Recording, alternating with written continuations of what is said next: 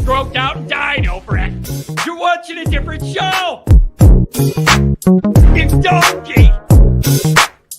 You ain't a captain of nothing but a sinking ship. Don't do this to me, Harry. The Ohio State. It's Ohio State. What do you mean, the? 312-988-15. Hello? You tell Johnny all you've heard and seen. Sometimes it's good to just yell about football. That's right. That's right. Welcome in, welcome back, folks, to the latest edition of As the World Turns in Notre Dame Land. It is, I'm telling you guys, I'm dying over here. Can't breathe, can't talk. How's that for some high quality entertainment first thing in the morning?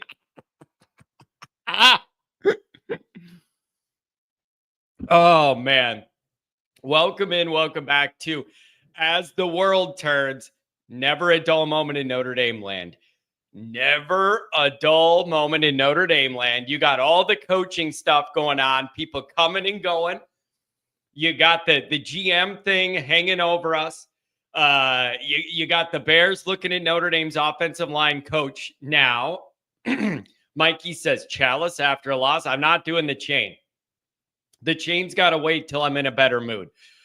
So my energy's coming back up after the title game loss. Took me about a week to get my energy back up and to get my mind to clear a little bit. And we're getting there.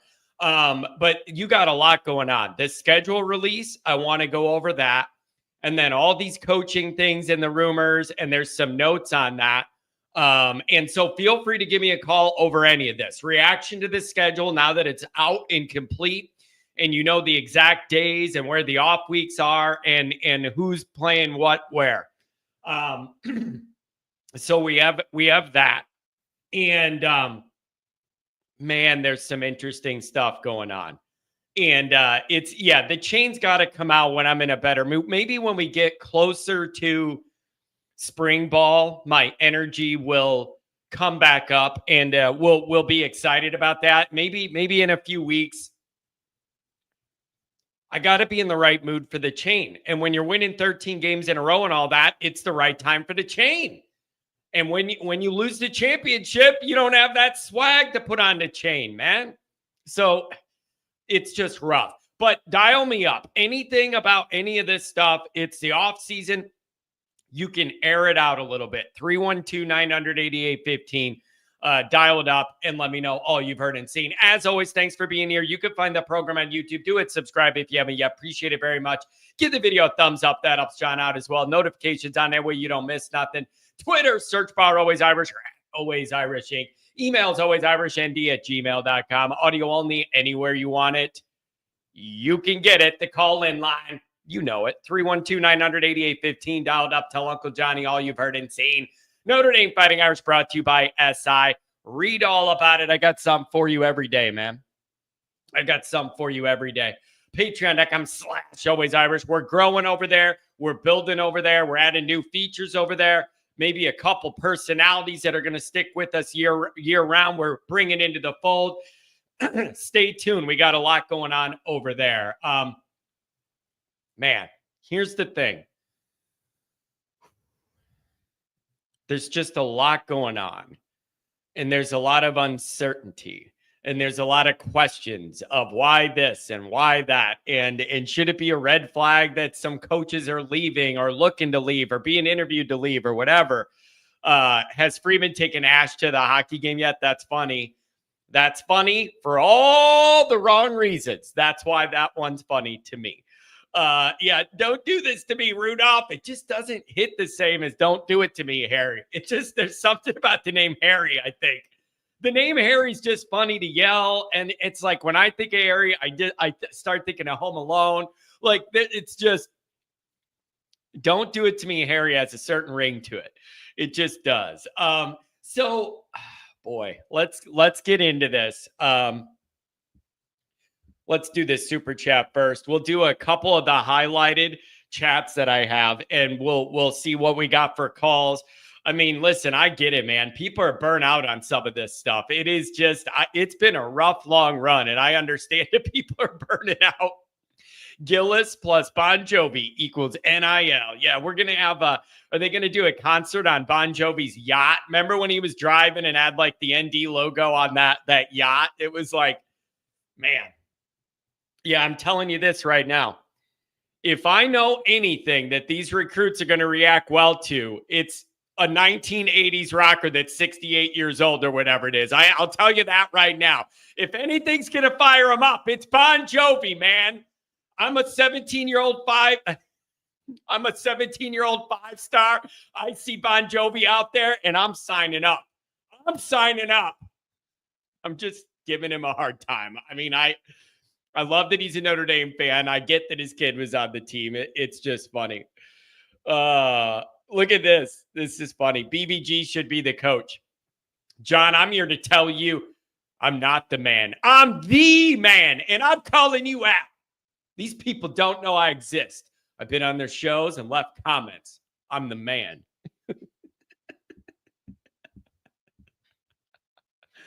Oh, boy.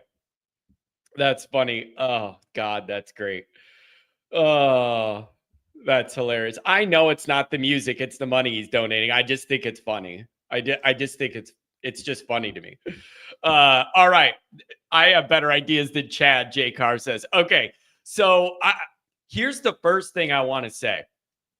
Starting out today with the chat and going back to Monday, I got to say, I thought Monday was one of the more productive shows we've had in a very long time regarding the discussion and the chat. And I mean that. We have had very well-meaning Notre Dame fans trying to figure out what's best for this program, for the DC role, for the GM role, whatever's going on.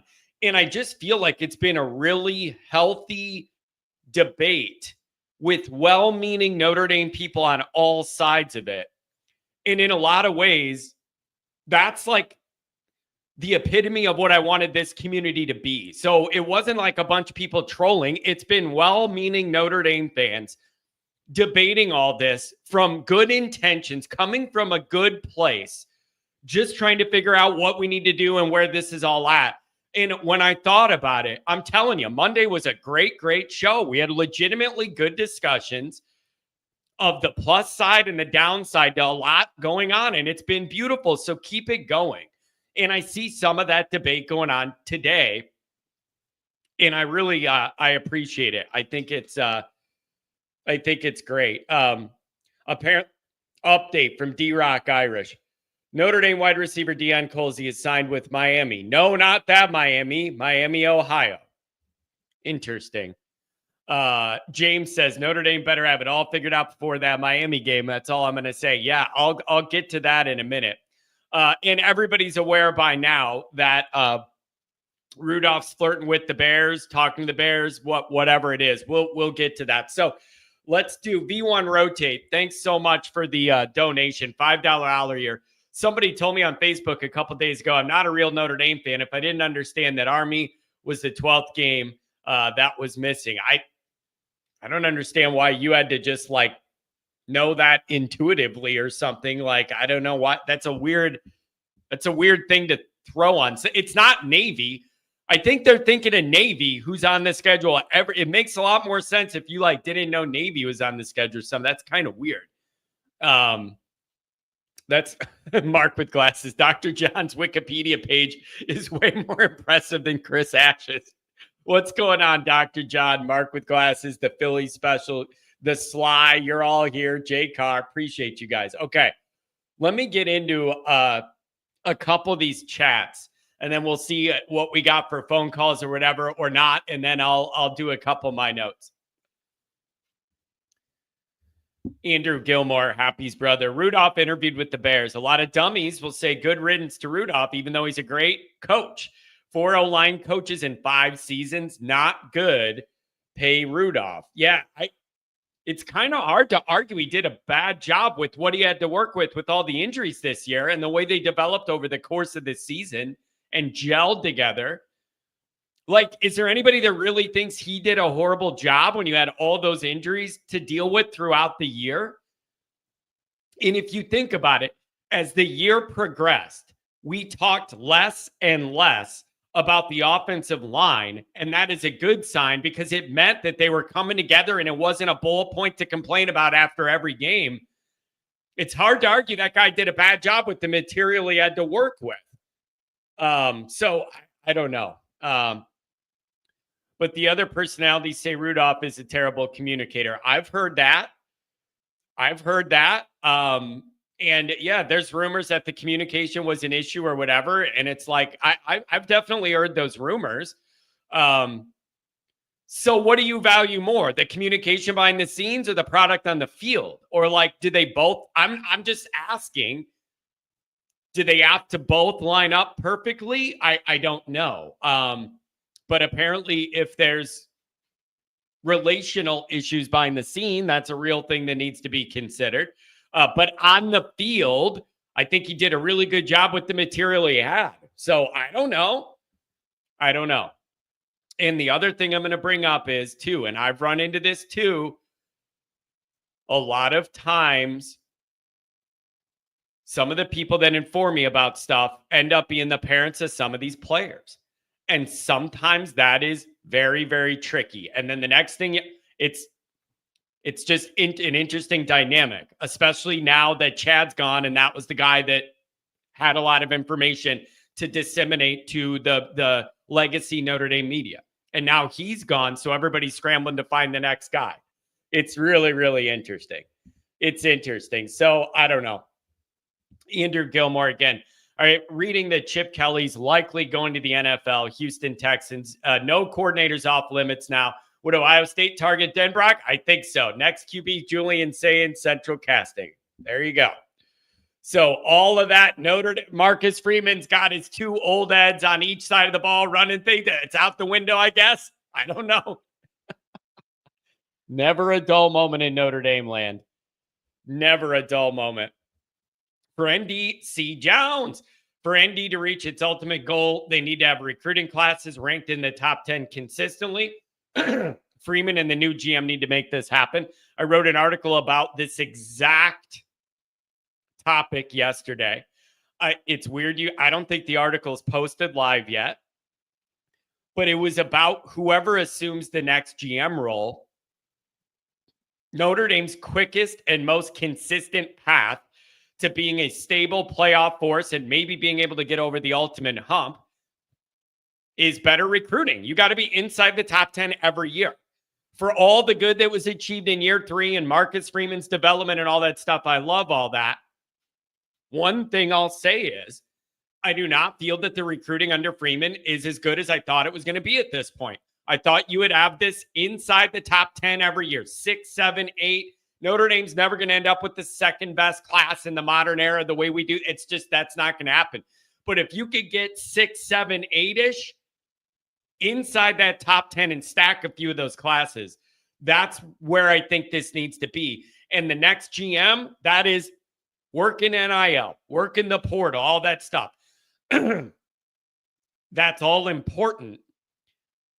That is the easiest thing. Like the most stable path here is find a way to get that recruiting inside the top 10. I'll be honest, for all the good that we've had this year, I'm just saying the recruiting is not as good as I wanted it to be. And if anyone's going to tell me there was the 14 5-star to 1 5-star ratio between Ohio State and us, if anybody's going to have the guts to tell me that didn't impact the title game, I don't know what you were watching. So it doesn't have to be 14 to 14, but can it be 8 to 14? Like, can it be more reasonable with a few on each side of the ball? So that is a big challenge for whoever takes that GM job. And so you got to figure out a way to retain those top end guys so you don't lose it. That's what the killer's been, you guys. All the air's been let out of the Notre Dame recruiting balloon when you have these 5-star guys at the top of the class for a year and Johnny Boy wants to feel good and you pull up 247 and we got these guys. And then when it matters, they leave. You got to figure out a way to stop that.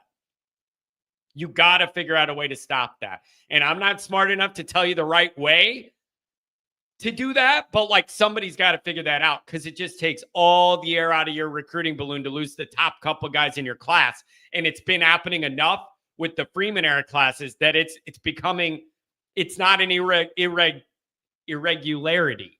It's happening every class. Gee, spit it out, idiot. Anyways, sorry about that. C. Jones, the first 2 games in the 2025 season become more manageable now with an off week in between. I have seen others in the callers, I'm coming to you. Others I have seen in this chat say it's irresponsible to build an off week that early in the season. So now you're going to have a debate. Does it make sense to blow one of those off weeks between your first and second game when your first and second games are at Miami and hosting A&M? Like, I'm not sure that the philosophy on this is stable and would be the same no matter who you're playing. I think the opponents here have a lot to do with this. It's going to be a difficult, loud, annoying road trip with white trash central casting going down there to play Miami. And then you got A&M and that, Elko and that SEC roster that's getting better and all that. Does the opponents here in that stretch alter your opinion on whether you like that off week being that early or not? I'm not calling it a bye week, because every time I write bye week in an article, I get yelled at by Sports Illustrated because they say there are no bye weeks in college football. They are off weeks. Bye weeks are for playoffs or whatever, or the NFL. But I've gotten corrected every time I say a bye week, and they're like, nope, there's no such thing as a bye week in the regular season of college football. It's called an off week.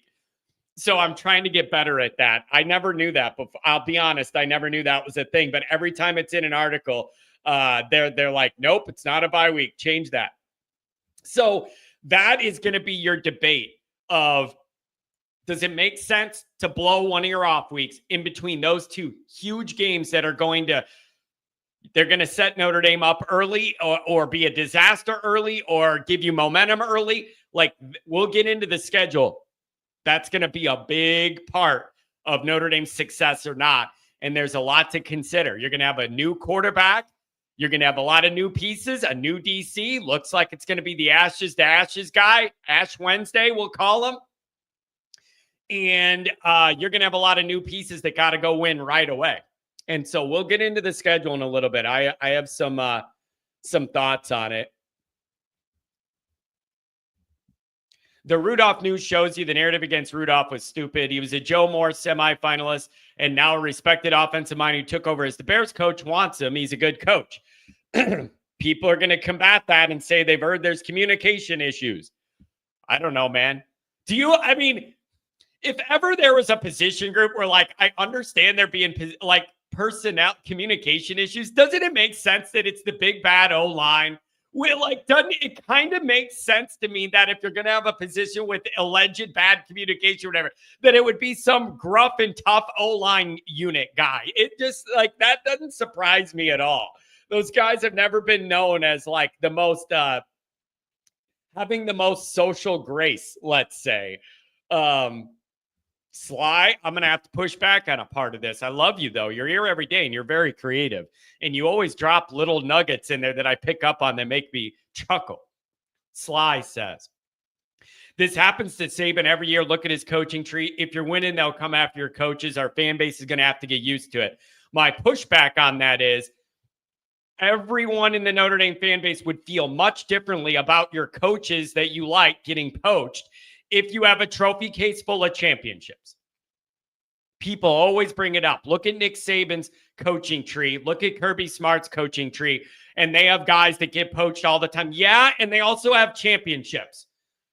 I would be in a lot better mood losing coaches I like after we just won the championship.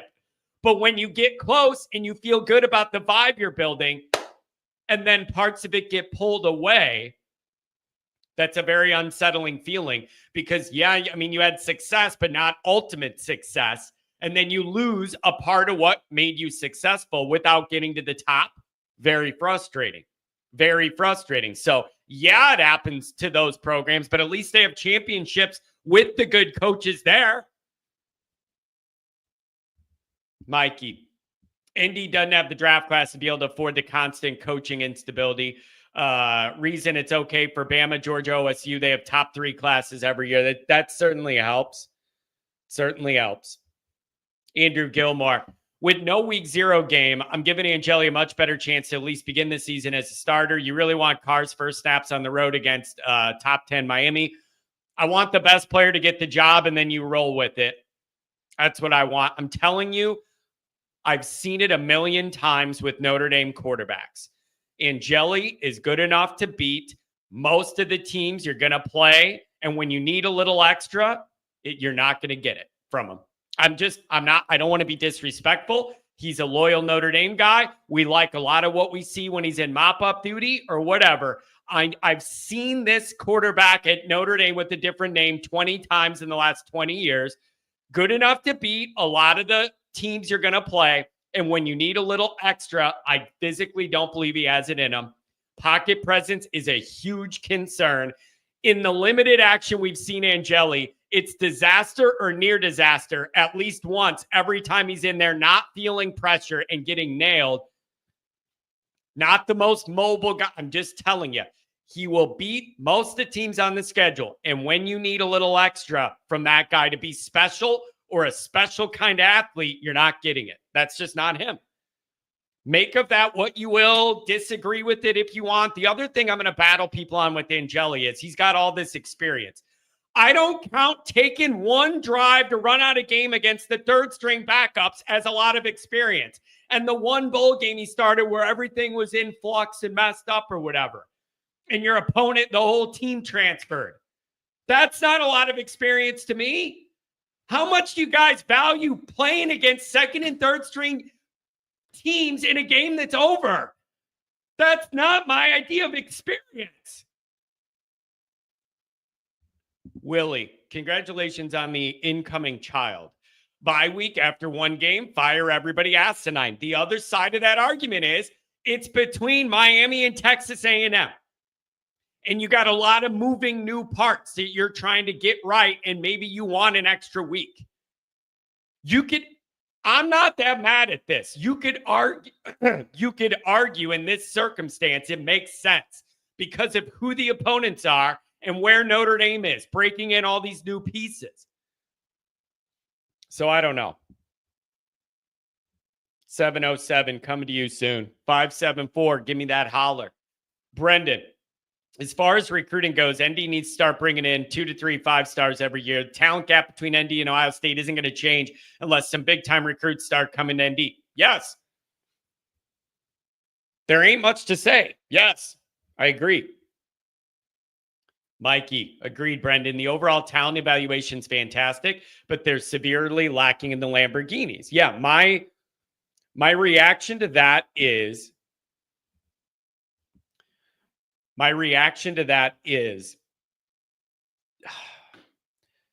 everybody loves the development. What's up, Swan? Everybody loves the evaluation and the developmental aspect of what Notre Dame has going on. Meaning, you're able to identify these lower rated, lower star, 3-star guys or whatever, and it's like, I don't know why Notre Dame's offering that kid. And then Leonard Moore comes in and he balls out young and he wasn't that highly rated. Like the evaluations with some of those guys, this staff has done a really, really good job of, and they've been able to develop them quickly to where they can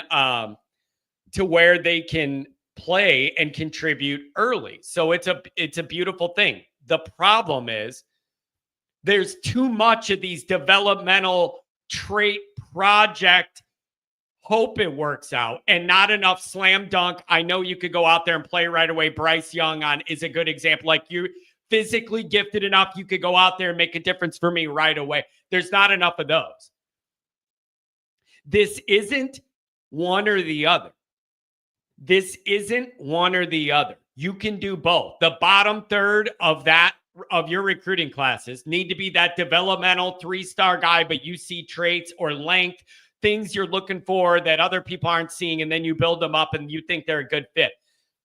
Everybody loves that, but you're leaning too much on it. That needs to be reserved for the bottom third of your recruiting class. You need a whole bunch of guys that can go play early and play right away, and they're physically able to do that. And you need a few of those on each side of the ball, and things really take a turn.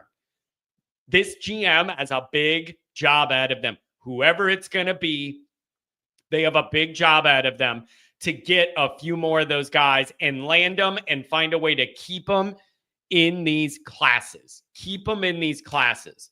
Let's hop on a call real quick. It's not real busy on the calls today. People are burnt out, man. I get it. So if you want to call in, you can get on the air. Anything you want to talk about today, we're a little more open. John Kennedy for GM. I don't have the patience for that job. Are you outside your damn mind? 707, I'm coming to you first. Are you outside your mind? I do not have the patience to navigate college recruiting in any way. I have no patience for the games being played. I'm not getting held hostage where I got to pay for a guy's entourage to be able to come do it. Like, I'm not doing it. I have no patience.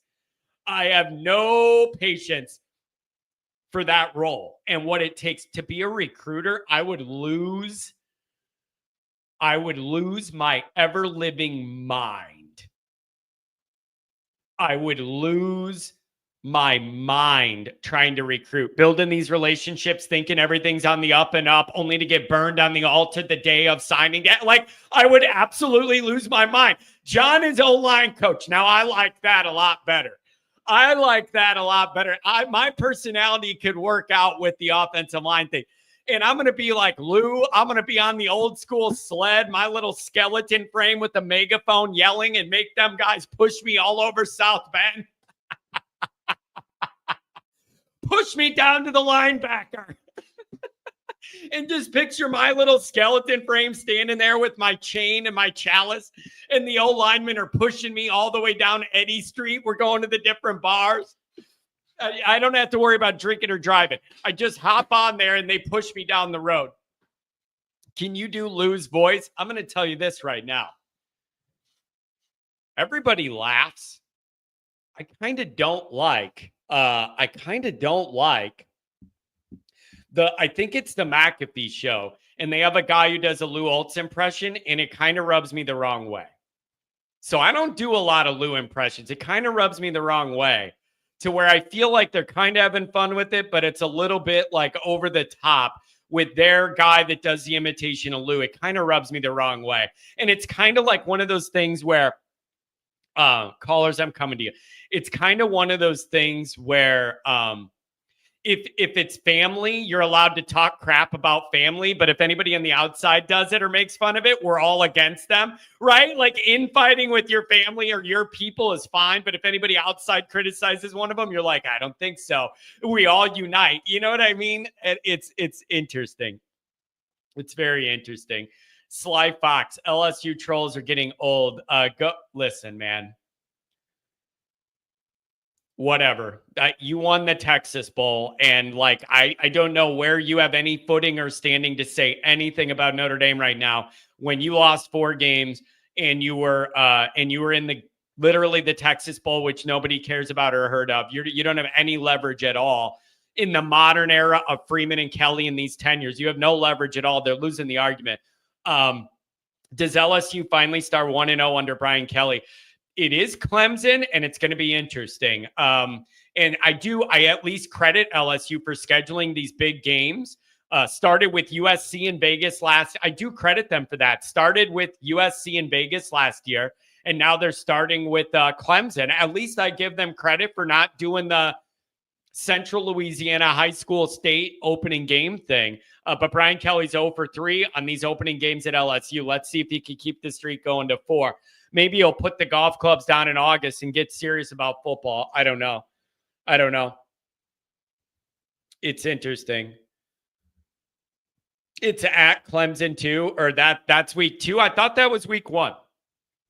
I genuinely thought that's who they opened with. Maybe it is week 2 and there's a lighter team to open, but I thought that was different.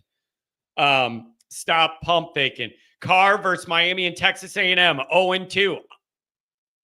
Am I supposed to be like, oh yeah, with Angeli, it'd be way different? I don't know that for sure.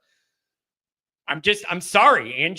I've seen Angeli with a different name in Notre Dame for 20 years. Gonna beat 8 or 9 teams no matter what, because Notre Dame has more talent. And then when the few games you really need a quarterback to make a bunch of plays and be an uber athlete and create a bunch of, it ain't gonna happen.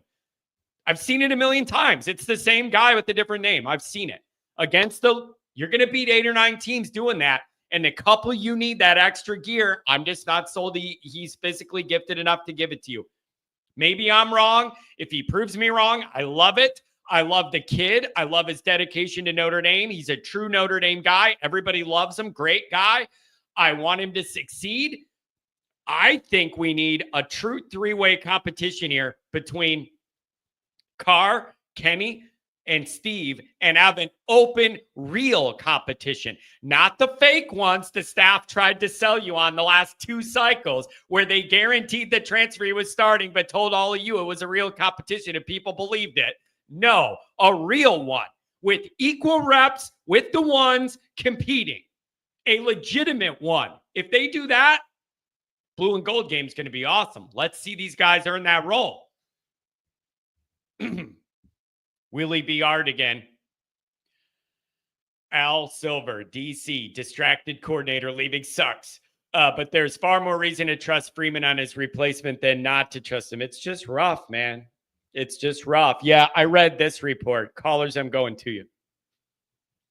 John, what do you think of Michigan claiming NCAA overreach on their current charges?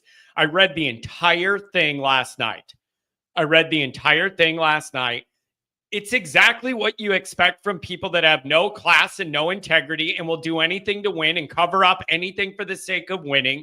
And it's a cult, and they got to protect Jimmy, the cult leader, who's off to, you know what? I'm not going to say it. I'm going to get in trouble. Never mind. I'm going to stop myself. There's some maturity in my 40s. I'm not going there. I'm going to get in trouble. Here's my thing. It's funny to me. You read the document in Michigan saying that the sign stealing stuff had no impact on the outcome. Why are you doing it then? Why are you putting all these resources in it then? Why are you sending all these people to games and accepting this information from Stallions and using it on game day? Why are you doing that every week if it makes no difference?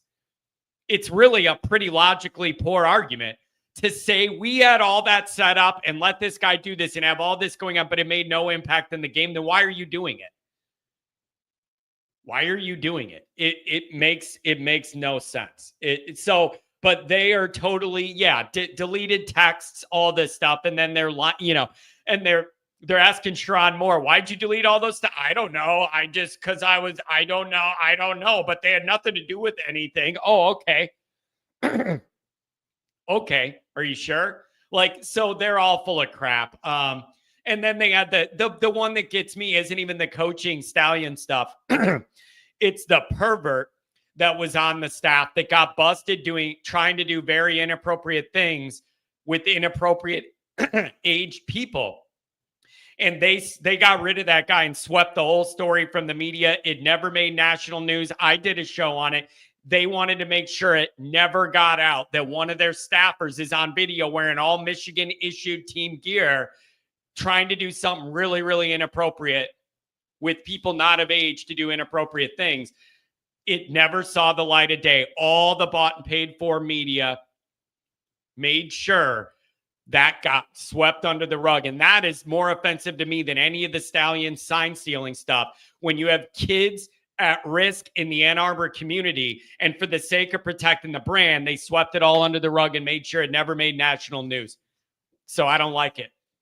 It's dangerous. It's very, very dangerous. Couple more chats and then we'll go to the calls. If you're on hold, you're going to be on the air. I got time for all you guys. I want to know what you think.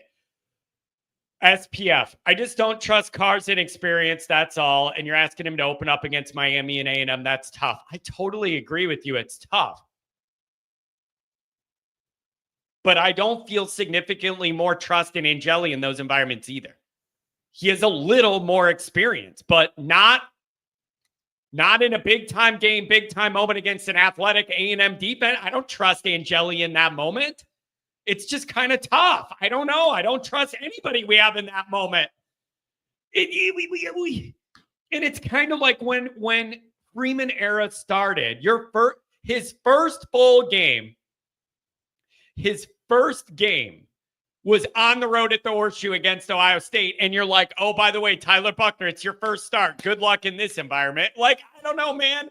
We just keep finding ourselves in tough circumstances. Here's what I'm going to say. Regardless of how this offensive line thing shakes out, callers, I'm coming to you. Regardless of how this offensive line thing shakes out, the biggest thing Notre Dame could do in that game to support whoever the quarterback is have that offensive line rolling and be able to run the ball. And you don't have no time. You don't have any time for this. We need to gel as a unit. We need to get, the group together, the band together, and it takes a bunch of weeks or whatever. This schedule is so front loaded. Notre Dame's entire playoff situation is going to be decided before you even go buy Halloween candy for the neighborhood kids. It's such a front-loaded schedule with yawn fests the entire second half of it that don't even raise your blood pressure one bit. It is a snooze fest on the back half of this schedule. It's all going to be determined early. And you have no time to acclimate or nothing. You better hope that offensive line is ready to support this quarterback, whoever it is, with a run game. You're going to need it. And you have no time to adjust. So I don't know, man. But I get what you're saying about Carr's inexperience. I do not look at Angeli's backup snaps against second and third stringers with no pressure when the game has already been decided, and the one start he had in a bowl game with the whole other team transferred right before the game. I do not look at that as like experience that I put a ton of stock in. I just don't. Yeah, their argument is, but we won after we stopped cheating. I don't know. Do you use them both? That's tough, because if you use them both, it's going to be, when Angeli's in, it's going to be a pass probably, because he's not mobile like Riley Leonard. So then it's like you're kind of giving away what you're going to do. And then you're creating a whole dynamic of the competition thing. And does that get complicated? I don't know. It is worth keeping in mind. Denbrock told Goolsby last year that he likes Minchie a lot. And he has a lot of the characteristics that a younger Jaden Daniels had, as far as like the way he moves and a little wiggle and some arm strength. I'm not counting him out, but he's got to really step up if he wants to make a move here. I'm not counting him out, but he's going to step up. So I don't know. Oh boy. All right, one more here and then we'll get going. Never mind, we're caught up. If you're on hold, you're going to be on the air. 707, welcome to the show. Thanks for waiting. What's up? Hey, John.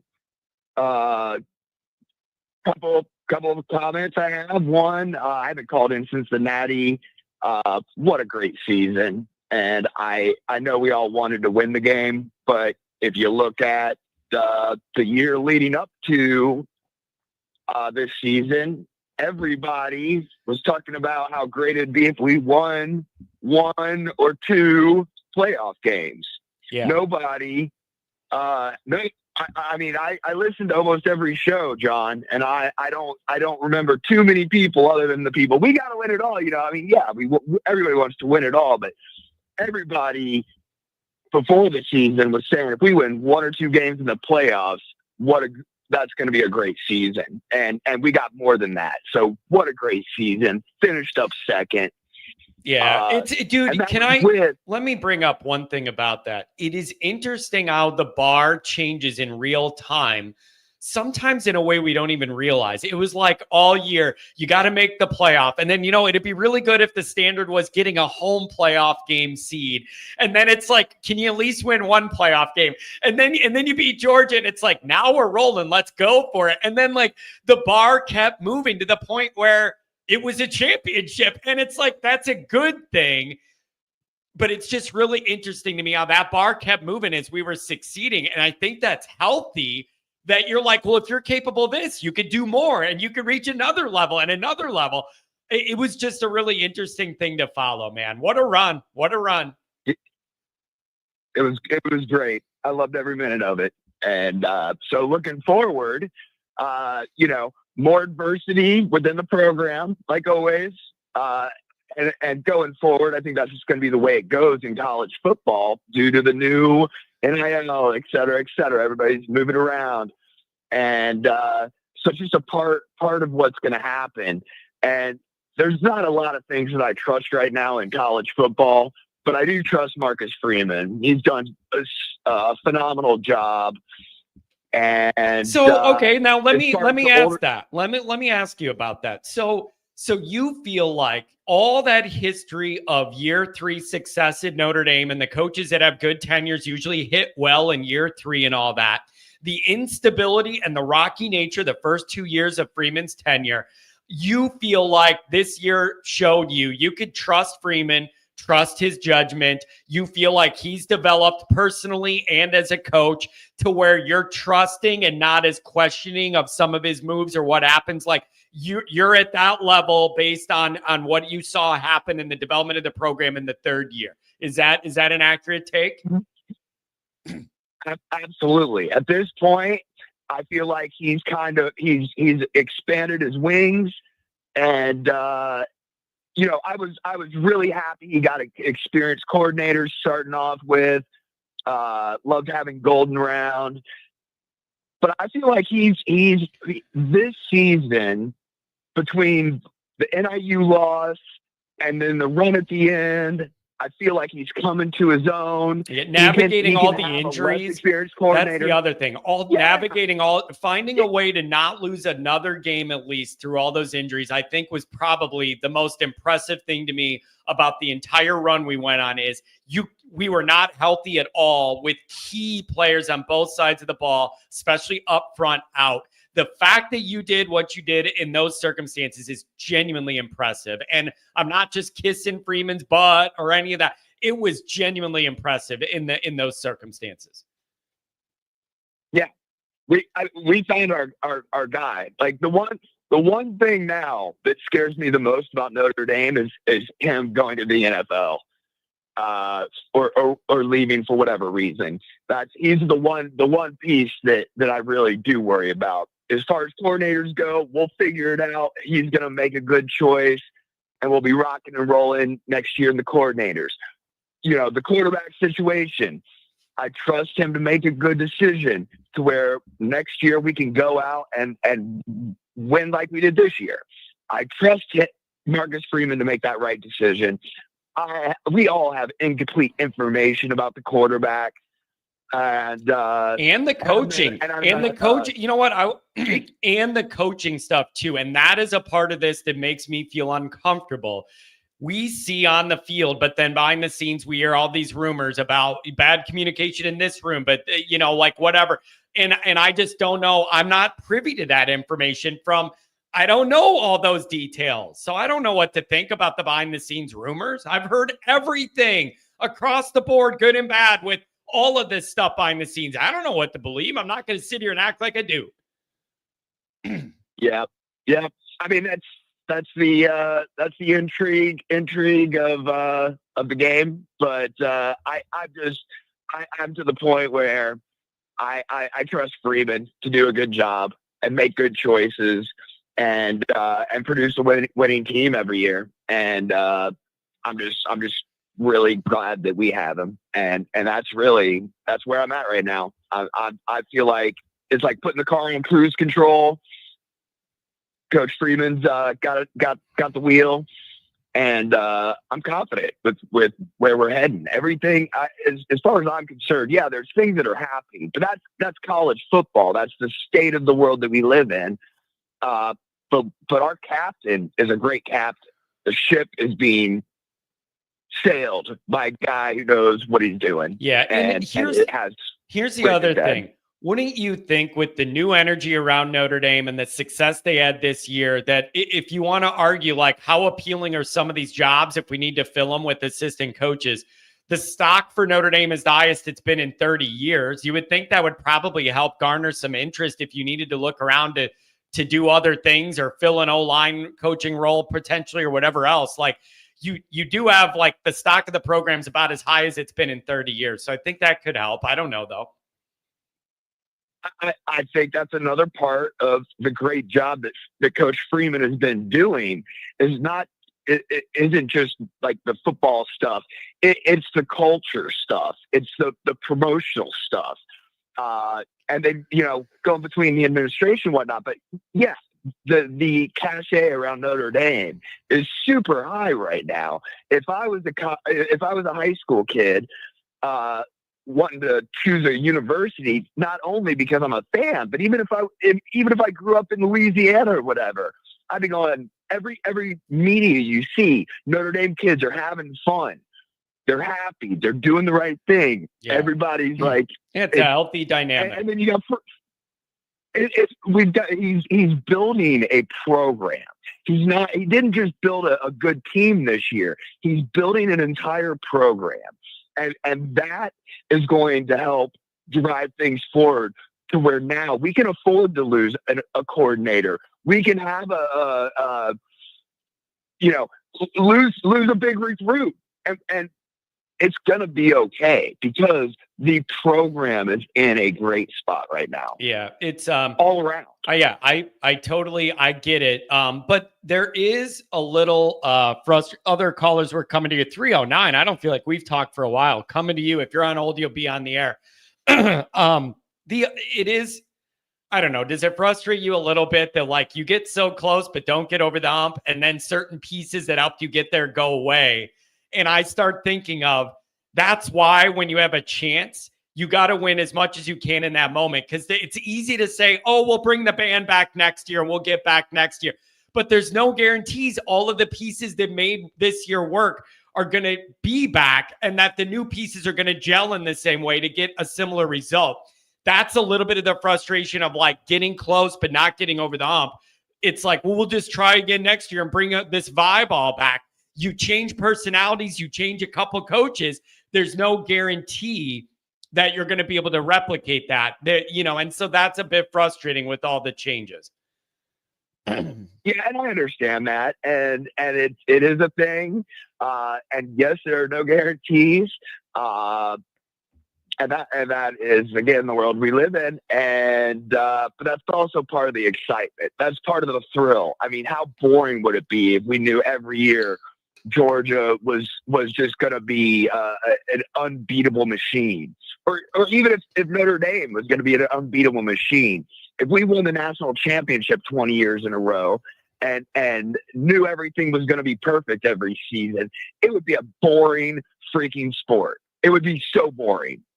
Yeah, there's got to be the drama and the changes and the unknowns. That's part of what makes it such a fun thing.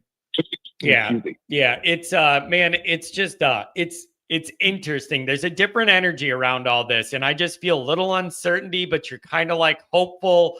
And we're gonna see how it's all gonna work. It looks like it's gonna be Ashford, DC. I've been told a GM hire's coming soon, but I was not given a name, but I was told it's gonna drop soon. And some news on Mickens as well, maybe coming down the road. So all of that is stuff I've heard in the last day, and then we'll see where we land on it. Absolutely. Hey, thanks for having me, John. Go Irish, and let's have a great off season up to a great season next year. There you go, man. Hey, thanks for jumping in. I really appreciate it. Stick around, call again. Crystal clear phone line, which I appreciate. 309. I'm coming to you in a second. John, are you going to wear the chain for Miami? They have the turnover chain. We don't want that to make a comeback. Man, what a nightmare, dude. I have been trying to block that 2017 game at Miami out of my brain all these years. I've been trying to block out the 2019 game at the Big House out of my brain all these years. Those are two that I'm just never going to forgive and I'm never going to forgive Kelly for what happened in those two moments. You completely crapped the bed and were scared to even play in both games. And both of them were lost before the ball was even kicked in the air. No one can convince me otherwise. In those 2 games, they were lost before Notre Dame even took the field. It was a mentality problem. I'm still traumatized. WPP, $10 hour. On scheduling, Bavacqua chose money and agreed to the Sunday matchup against Miami versus Saturday matchup with another ACC game the following Saturday. May need an off week in November. Well, wait a second. I thought there's a bye week, an off week. I did it again, a bye week. Isn't there an off week? And then you can listen. I understand people don't like an off week, week 2. I just think they're looking at the sandwich between Miami and A&M and wanted a break. And I kind of understand that. I get it. I get it. But I don't listen, whatever. And then you have a bye. There, I said it again. Then you have, how do people feel about having your other break after USC? Right? So you have that run, and then after USC, you get the break. Adam's saying the ACC controls that. But you get that break after USC, not before USC. So I wonder, I looked at that too. Yeah, it's not called a bye week. I get corrected by Sports Illustrated every time I write it in an article. They edit it and then reach out to me and go, don't do that. There are no bye weeks in the regular season in college football. They're called off weeks. I get yelled at. It's muscle memory. I put a bye week and everybody, and bye. And everybody, and then I get in trouble. Every time I write it, I get a note saying, nope, it's an off week, not a bye week. There are no bye weeks in the regular season of college football. I've been told by my superiors. I don't know, man. I don't know. So whatever. I don't know. What do I know? Right? And then here's the other thing. WPP, by the way, you were on fire on Monday Night Raw. You dropped a bunch of gems on there. I legitimately give you credit, WPP. You're on fire for that. May need an off week in November and won't have it. The only thing is that November schedule is the sleepiest November. I mean, this is like take a nap on a Saturday afternoon watching football. It's rough. The back part of that schedule at BC. Oh my God, I fell asleep. Host Navy. Oh, yawn fest. At Pitt, double yawn fest. The only appealing part of it is to see their coach get mad. Syracuse for senior day. I fell asleep again with your marshmallow throwing. And then you finish at Stanford with 24 bodies in the stadium. Excuse me while I react to the second half of that schedule. Oh, sorry. Are we playing Stanford? I just woke up. And so Syracuse is going to be a good team. Well, I fall asleep when I see the name Syracuse. I fall asleep. There is nothing about Syracuse football that interests me or gets my... Not at all. Like, I'm sorry. It is an absolute snoozer on the back half of this schedule. And if you handle things right with that top-heavy portion, man, am I wrong for being like Notre Dame could cruise through some of the back half of this schedule? So I don't know. But that's what stood out to me is all your action that's going to should determine the playoff is in the front half of this schedule, and the back half is a yawner for me. None of those games I just mentioned gets my interest at all. We're going to cover them. I'm going to yell about them, but they are boring as can be because the ACC is lame. The ACC is lame, boring, and not good. 309, what's going on, man? I feel like it's been a while since we talked. What's up, buddy? Johnny, it's Rocky from down in Peoria. How you doing, man? I'm doing well. Yeah, it's been a while. It's good to see you call in, man. What's on your mind? Thanks for joining. Hey, thanks for having me. I wanted to give you a quick call. I wanted to take it just a different direction. I just wanted to personally, and I feel like I speak for a lot of listeners, viewers, and just thank you for this show. The YouTube show, the quick podcast you put out. I love that you put, the call-in shows on Apple. That's primarily where I listen to them. Yeah. Real quick, I discovered your show back in 2018. I believe it's 2018. I had to pull over on my drive to St. Louis because I was laughing so hard. You were talking about the Louisville game. I don't know if you remember this. Yeah. It was way too close. And it just resonated with me so much because I was the exact same way. And I had this feeling like, I'm just so glad I'm not the only guy who's a total Notre Dame psycho. Yeah. It's so yeah, it is. So I appreciate it, man. I'm telling you, I love doing this so much, man. And I love interacting with the people, mixing it up, even when we're frustrated or we're mad or we're sad. Like, it's just, I think there's a niche to be filled here for this kind of thing. And I love doing it, man. I really love it every day. I'm glad, man. I love every minute of every show that you do. I listen to almost all of them, whenever I can. Whether it's, an Orange Bowl win versus Penn State and we're celebrating, or it's a soul-crushing loss like the national championship game or Northern Illinois or whatever. I've even had, I've got, my oldest is 12. My second oldest is 10. I had both of them listening to you in one show. They were dying laughing. So they're all about your show. So I just wanted to call and say thanks, man. Your show really makes Notre Dame football a much better overall experience for me. I know I'm not alone. I know it takes a lot of time. I've created content for other things in the past for my work down here. I know it takes time. I know it takes energy.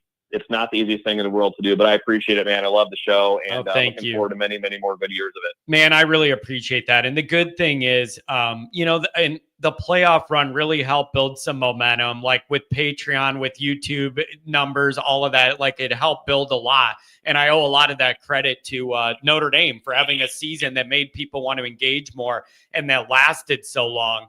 And there's just, we got more stuff coming, man. Me and Goolsby, our wheels are spinning. We're always thinking of what can come next. And we're just going to go up from here. And none of this happens without the fans, man. I'd just be sitting in my basement alone if it wasn't for all you fine people that want to engage and be heard and debate and do everything else, man. I love this community. And the one thing I'm going to say more than anything else, it's the best part about it is the people I've met from this are my real life close friends now, man. And I really didn't expect that when I started. But all these people that are at all the tailgates and all this stuff and in text threads, and these are my real life friends now. And it never would happen without yelling about football. So I'm grateful for it. Yeah. Well, good, man. I'm glad. I really hope you keep this show going for many, many years. I love listening to it, whether it's a huge win or a terrible loss.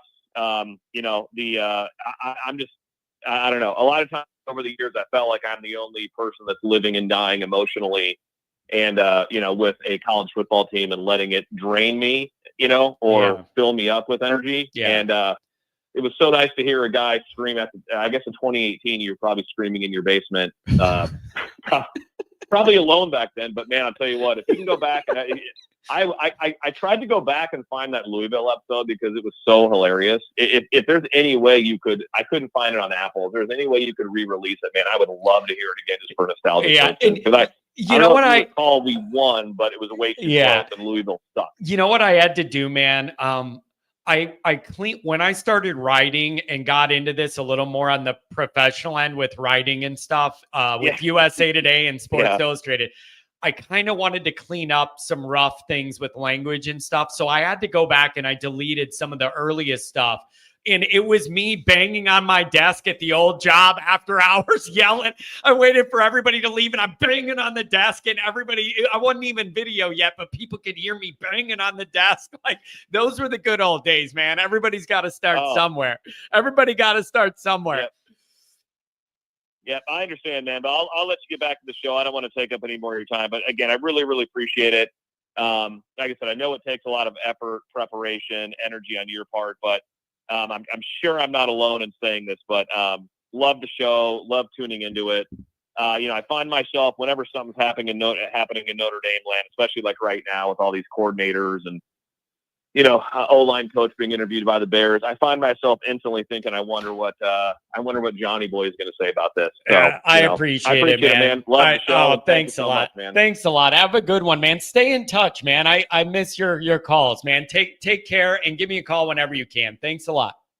I will. Sounds great. Really appreciate it. Talk to you soon. Oh, what a nice guy. I'm telling you, why are people being nice to me? I thought we were all in a bad mood. Why are we all being nice to me, not to each other? I see the Pats are going at it. We got WPP Pat and we got Pat, and they're going at it. Do that while I take care of my sinus problem. And I'm going right back to the calls. There's a few callers. If you're on hold, you're going to be on the air. Take a couple more calls, and then I want to break down this schedule and go over a couple things that stand out to me about it. You're going to start re-listening to old episodes. God bless you, Mark. God bless you. You're the man.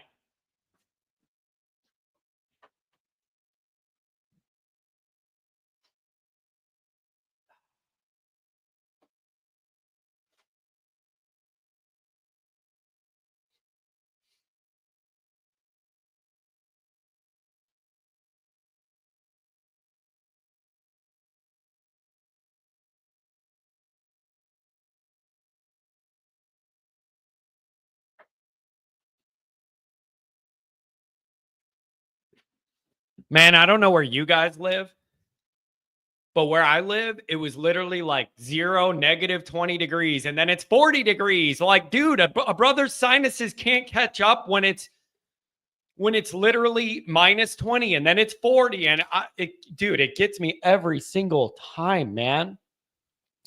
484 coming up. I got a 219 and a 630 too. 484, what's going on?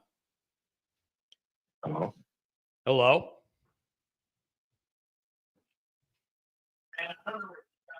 You're on the air.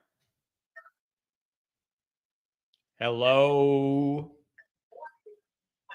I can hear myself talking. Did I lose you?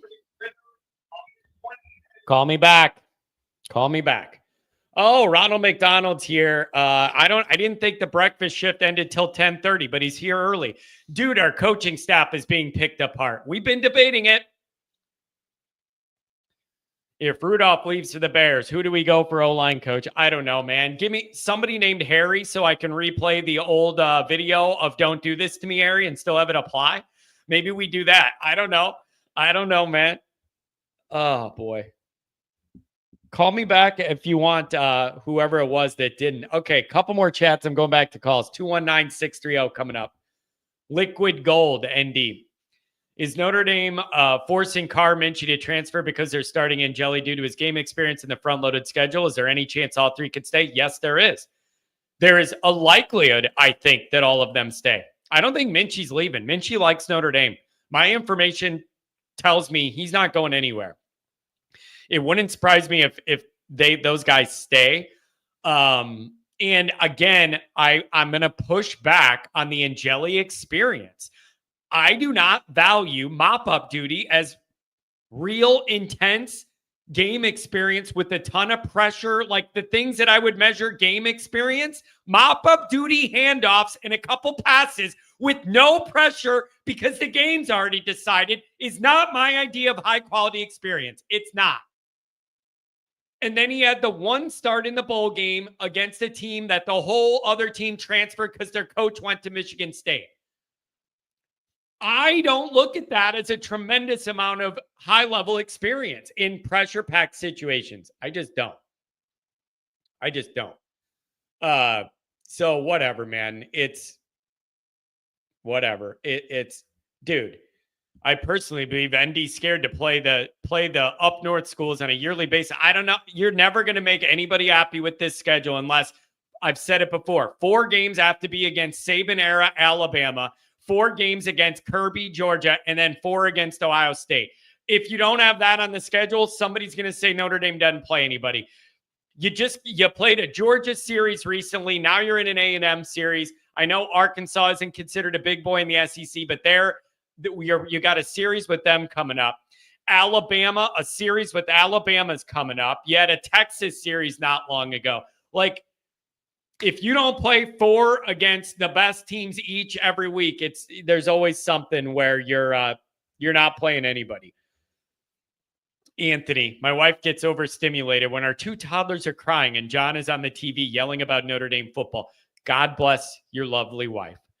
I don't wish that on anybody. The me part or the two toddlers. I had a hard enough time with one toddler. And half the time I cry and yell on here like I'm a toddler. It's 3 toddlers, just one who's 40. I'm a man, I'm 40. I'm a toddler, I'm 40. James Fulmer. John, since 2020, when I am crying, your show turns crying into dying in laughter. You are the best of all time, win or lose. You are awesome. Really appreciate that, James. Thanks for the pump up.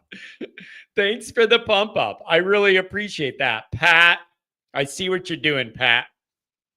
I see what you're doing. Yeah, and we just played Ohio State. It's just, I don't know, man. No matter what you do, I've decided the only way everybody will agree Notre Dame has a tough schedule is 4 against Saban-era Alabama, 4 against Kirby, and 4 against Ohio State. That's the only thing that's going to get everybody to agree Notre Dame plays a real schedule. I'm sorry. And you got Alabama coming down the road here. It's just saying that Notre Dame's scared to play anybody. I don't know. You don't have to go schedule Alabama. You don't have to go. There's no reason in the modern playoff era that you need to go schedule an Alabama series. And it was on the calendar before Saban left, so nobody could say, oh, yeah, right when Saban leaves, Notre Dame wants to play Alabama. You all do understand these schedules are set, like a big series like that, set years in advance. So I don't know, man. Let's see if we can get 484 back. 219-630 coming up. Do I got you now, man? So, I don't know. Let's see if we can get 484 back. 219-630. Hello? John. Hello?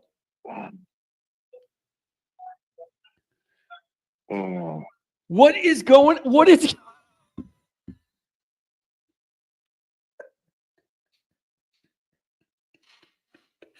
Is anybody hearing that? What is going on? I just hear like, I don't want to know. I don't want to know what this guy's doing while the show is going on. That's 2 times I.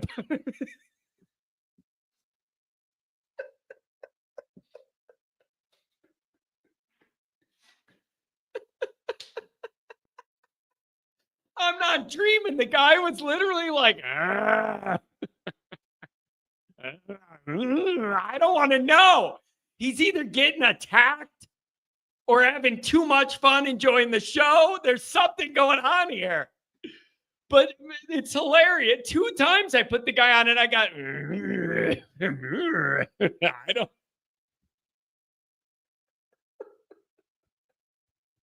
You never know what you're going to get on live radio, people.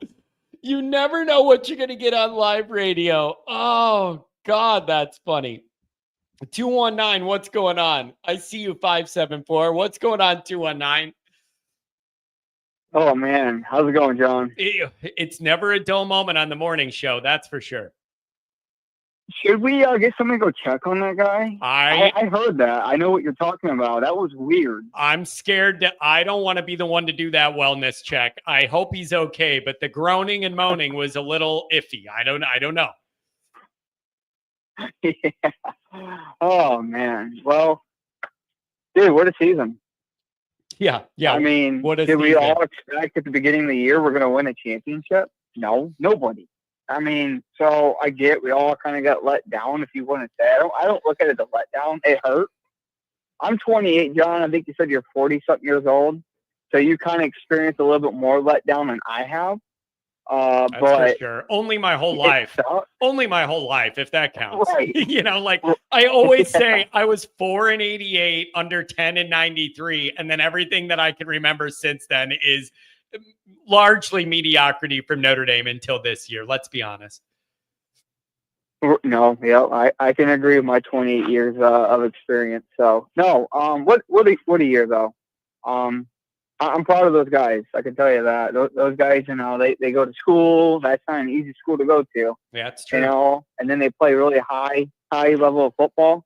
Yeah. And go all the way to the national Okay, championship. so let me ask you this. With let me ask the you this. roster too. Yeah, that's what I want to ask you. What part of this was most impressive to you? Was it overcoming all of those injuries to still not lose again after week 2, or like what impressed you the most about this run, and specifically, that 13-game winning streak we went on? Honestly, it's the culture. That's a good answer. I feel like that's a damn good answer. Cook, I like this. Keep going. That's good.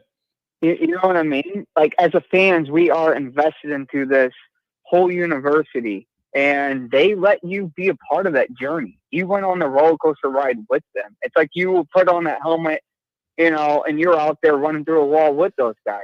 I mean, how awesome was that feeling this year? Yeah. And then you get that heartbreak at the end of the year. Doesn't that make you hungry to win it next year? Yeah. It's motivation. So do you think that is driven, like Freeman is the engine that has driven this vibe, and then the players and the leadership on the team pick up after that? Or do you think it was more you had the right blend of players? I don't think it's deniable that Marcus Freeman has changed the energy and the vibe and the culture and the stigma around Notre Dame to where it's kind of fun and modern and hip and cool again. And that has never been the way Notre Dame's been described in my lifetime. And I think that's a big deal. And I think that matters. Yeah. No, I agree. No, it's definitely Freeman. Listen, we all experienced the coaches beforehand. I'm not going to mention names because those are people in the past. Yeah. But you never seen this team. Well, John, I mean, I've heard you for a couple of years now been saying we need swagger on this team. Yeah, little attitude. People that's going to go up in your face and have a little attitude. Yep. We got it. Yep. And you saw what happened. Yeah. It gets you, pumped up. And can you imagine being a player, being coached by Freeman? I mean, my golly, that's an experience in itself. Okay, now let me ask you this. This is a tough question to answer. I wrote about this yesterday. Do you believe that you're going to see a recruiting bump from this success, or is it just come down now to like, are you putting my position group in the NFL, and what's the NIL money look like? Like I'm debating that in my mind. You would think Notre Dame's at the highest point they've been in 30 years. It should be a little easier to attract top talent. But I'm also open to the idea that in the modern era, it's like, yeah, how much money are you giving me? And do you have a history of putting my position group in the high-level draft in the NFL? What do you think about that? That's actually, I love that question. I love the questions you come up with because you got to really think about it. No, the answer for that is, listen, 2012, we lost the national championship to Alabama. That next year's recruiting class is really good.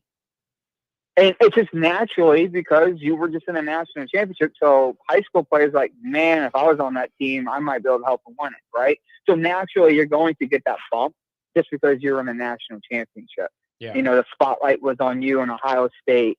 You see all the commercials. These kids watch TV. They watch ESPN. That's all they talk about. So naturally, you're going to get a bump. I mean, look at Washington last year. I mean, it didn't really pan out so well for them this year, but they got a really good recruiting class because, they were playing Michigan in the national championship game. So naturally, you're going to go ahead and get a little bump. But I think what's really going to change the game, actually, I was going to ask you if you want to have a little friendly debate about the recruiting, because I actually agree with you that we definitely got to get more of those 5-star guys, but I actually don't think you need a bunch of them. I really think you only need 1 or 2. If you keep turning guys into superstars, I'm okay with the progress because there's a guy that went to the Irish invasion this past weekend. I forget his name, but he's a defensive end. He's out of the state of Texas. He's a 3-star. Do you know what scholarships he's got? He's got from Alabama, Texas, Georgia, Ohio State, Penn State, and Notre Dame, and he's a 3-star. You ain't going to be why for are the long. big dogs going after him? Yeah, he ain't going to be a 3-star for long with that list. Watch, it's going to change. Right. Just because some people want to put a star next to him or how many stars this guy is doesn't mean that's actually what they pan out to be. I think Marcus Freeman is really excellent at watching film, actually getting to know these kids, to know they fit in our system, and if he can coach them to be that next superstar. I think that's the important part. I think everybody I mean, we played a lot of freshmen and a lot of sophomores this year, a lot on the offensive line, defensive line, DBs, even linebackers. Yep. Who did wrong, John? Who played horrible? Nobody. Everybody stepped up. That's a really good that's what point. everybody's kind of forgetting. So let's thread the needle. So here's how you thread the needle. You continue that good evaluation of some lower ranked guys, and you trust that your people looking at it, they have identified the traits in these guys you like. You maintain that. Add 2 or 3 of the ready-made to play and contribute right away on each side of the ball in each of these classes. Now you're cooking, because you're doing both then. You're the lower 30 recruiting class for the 3-star guys who identify traits and get more out of them is great. But if you can have, like you said, maybe a handful of these guys that can come in young and contribute on a big scale right away, now you're cooking. And I think that's the task of the next GM, is to thread that needle, to continue the good evaluation process and get more guys where you don't have to evaluate that much. You just know they're going to be really good athletes. I don't know. What do I know? No, absolutely. No, that's what I said.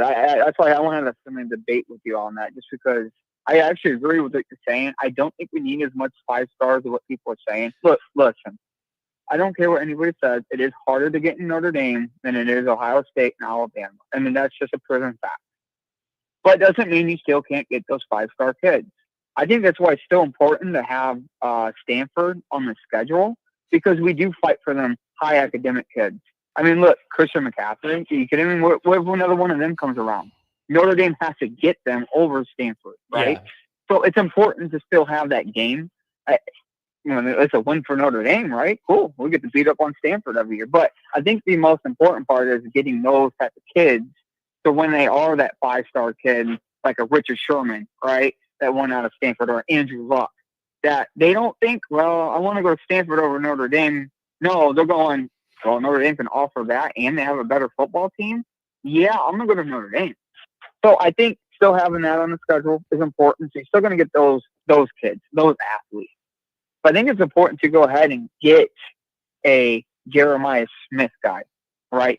If you only get one of them per recruiting class, that's fine. Yeah, look at how much that one guy of that ilk, how much it could change everything you're doing and the way people have to look at you and defend you and everything else. You don't, like, I'm with you. You don't need 14 like Ohio State had, but if you just had a couple like that, it changes everything. Notre Dame becomes so much harder to defend. But when you don't have a recent record of putting those guys in the NFL like Ohio State does, and that drives recruiting in these position groups. Well, that's changing now. I mean, now you're about to have 2 DBs is about to go first round pick. First round in the NFL draft. I do think Watts is going to get in the first round. People saying second round. I could see. Think Kansas City wins the Super Bowl, they get the 32nd pick. You don't think they're going to go get a star like Watts and continue to build that great team? So it's two guys in the first round. You're getting there. You're not there yet, but you're getting there. Yeah. It's the next year. Who's the guy next year that's going to go in the high round? It's just going to continue being a thing. So we're on the right track. We're not there yet, but I think kids are seeing that, like, man, Notre Dame is becoming Ohio State, but putting guys in the NFL and playing in the national championship. Oh, and on top of that, I do get an NI, a money deal, but it might not be right in front of my face. But once I graduate, I'm going to have a nice degree and, a bunch of cash. I mean, it's a win-win. I think Freeman's is I think he's the right guy. Unfortunately, I don't know. Did you listen to his speech when he won the Bear Bryant head coach award? Yeah. When he said he went back to the hotel and sat with his dad, and he talked about, I don't know if I want to quit coaching or just go to the NFL. So right there tells you he is thinking about the NFL. Yeah, it's that just tells you that it's still on his mind. So you're not gonna listen. Plug your ears if you're afraid of the truth. But Freeman's not going to be here forever. He's just not. Yeah, and that's okay. That's what happens when you have good coaches. They eventually move on. Listen, get a trophy. Do you have them? We need to take advantage. Yeah, get a trophy, and then you could go to the NFL all you want. Get accomplish the mission, and then go do whatever you're going to do, man. Anything else? Thanks for jumping in, man. It's been a while. Thanks for jumping. Looks like middle of the season. Yeah. Thanks for jumping back in. Yeah. Of course. Yeah, I got one more thing on the way out. I actually kind of want your opinion on this. So it's basically a done deal. They're just waiting on a background check to come in. Freeman already offered him the DC spot. What do you think about that move when you have Mike Mickens, who is ready? So here, the way I see it is Marcus Freeman was a defensive coordinator, does not have any head coaching job. Notre Dame had that faith in him to go ahead and give him that spot. You would think because he had the opportunity, he would give that to Mike Mickens as well. Do you think there's something maybe he's actually not ready to be a DC? The new guy coming in. What I have heard is, as of yesterday, there is a possibility that they go with Ash, but that Mickens maybe stays as a co-DC, and then it is understood that he is the next one in line to be the full-time DC after Ash. This could end up being wrong. Okay. I'm not saying I have all the answers. I'm not a person who's claiming my sources are perfect. It's been hinted to me that a likely outcome could be Ash is the guy, co-DC with Mickens, and then after that, Mickens is the DC in waiting and then gets that full time.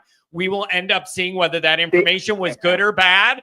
I'm not saying it's a done deal, but that scenario was floated to me as being a strong possibility yesterday. Co-DCs, and then Mickens moves in after it. That's what I was told. Don't come at me if it's wrong, John. Your sources are wrong. Yeah. I'm telling you, I don't have a way to verify the veracity of the information. Here, I'm okay with that. That's the case because when Ash was a co-defensive coordinator for Ohio State under Myers when they won the championship in 2014, Ash was a co-defensive coordinator. Yeah. So it worked out for him. So it definitely can work. It happens all the time in college football. So if that's the case, I feel a little bit more better. Just because what has Ash done? You know what I mean? To really prove to me, you gotta understand, this is a hot job. Who doesn't want to be a defensive coordinator at Notre Dame? Look at the roster that Notre Dame has on defense. Are you kidding me? Yeah. Who doesn't want to be that, coaching those guys? So I know there's people out there that's going to want that spot. Probably coaches who are head coach probably will take a downgrade to go be a DC at Notre Dame.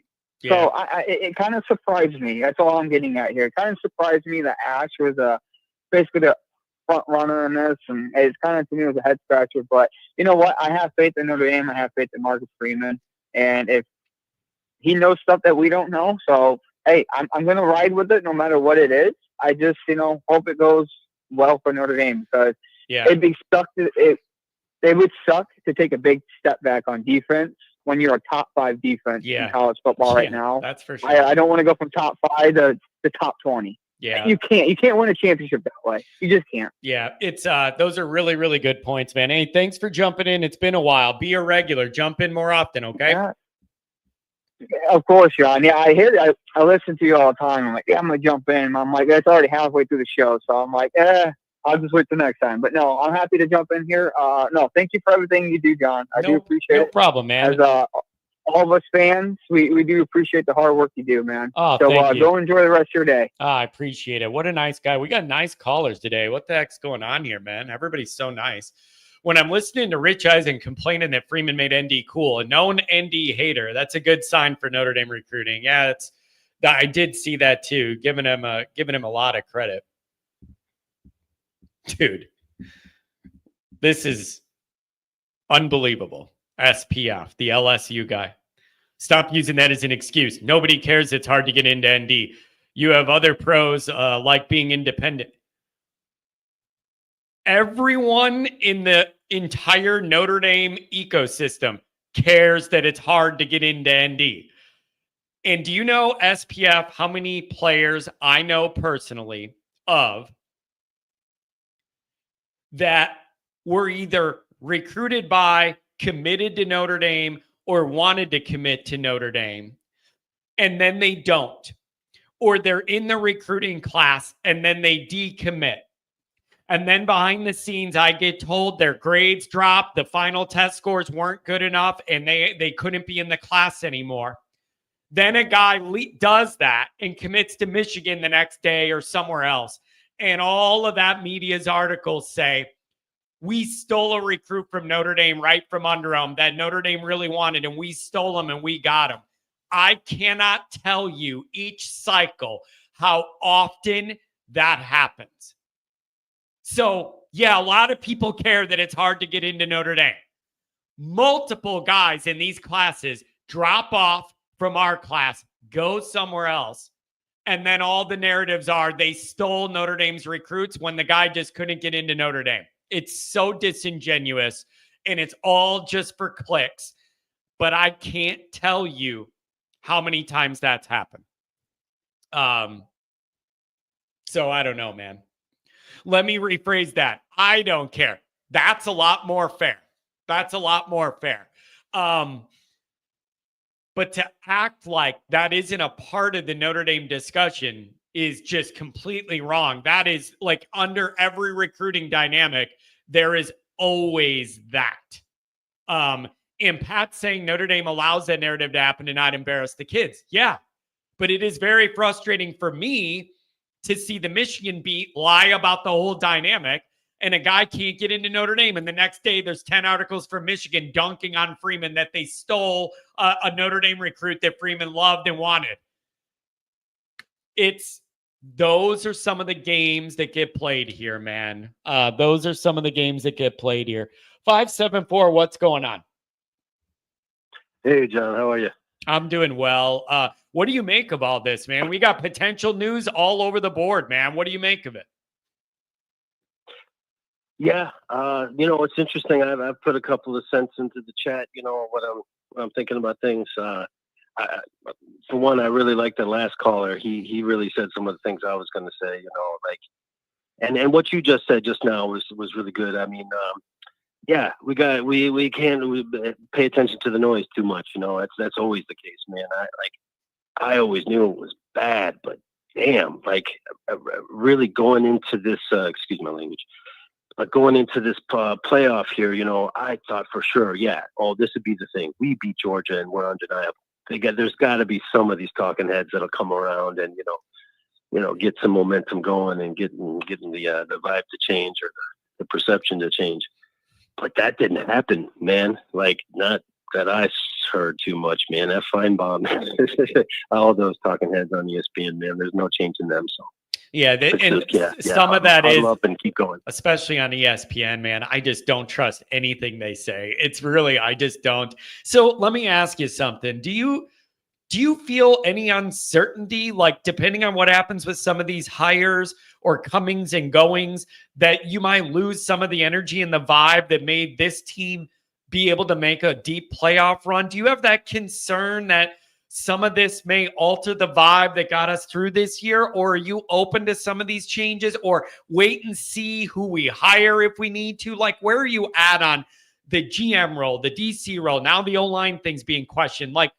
Where are you at on all these moving dynamics?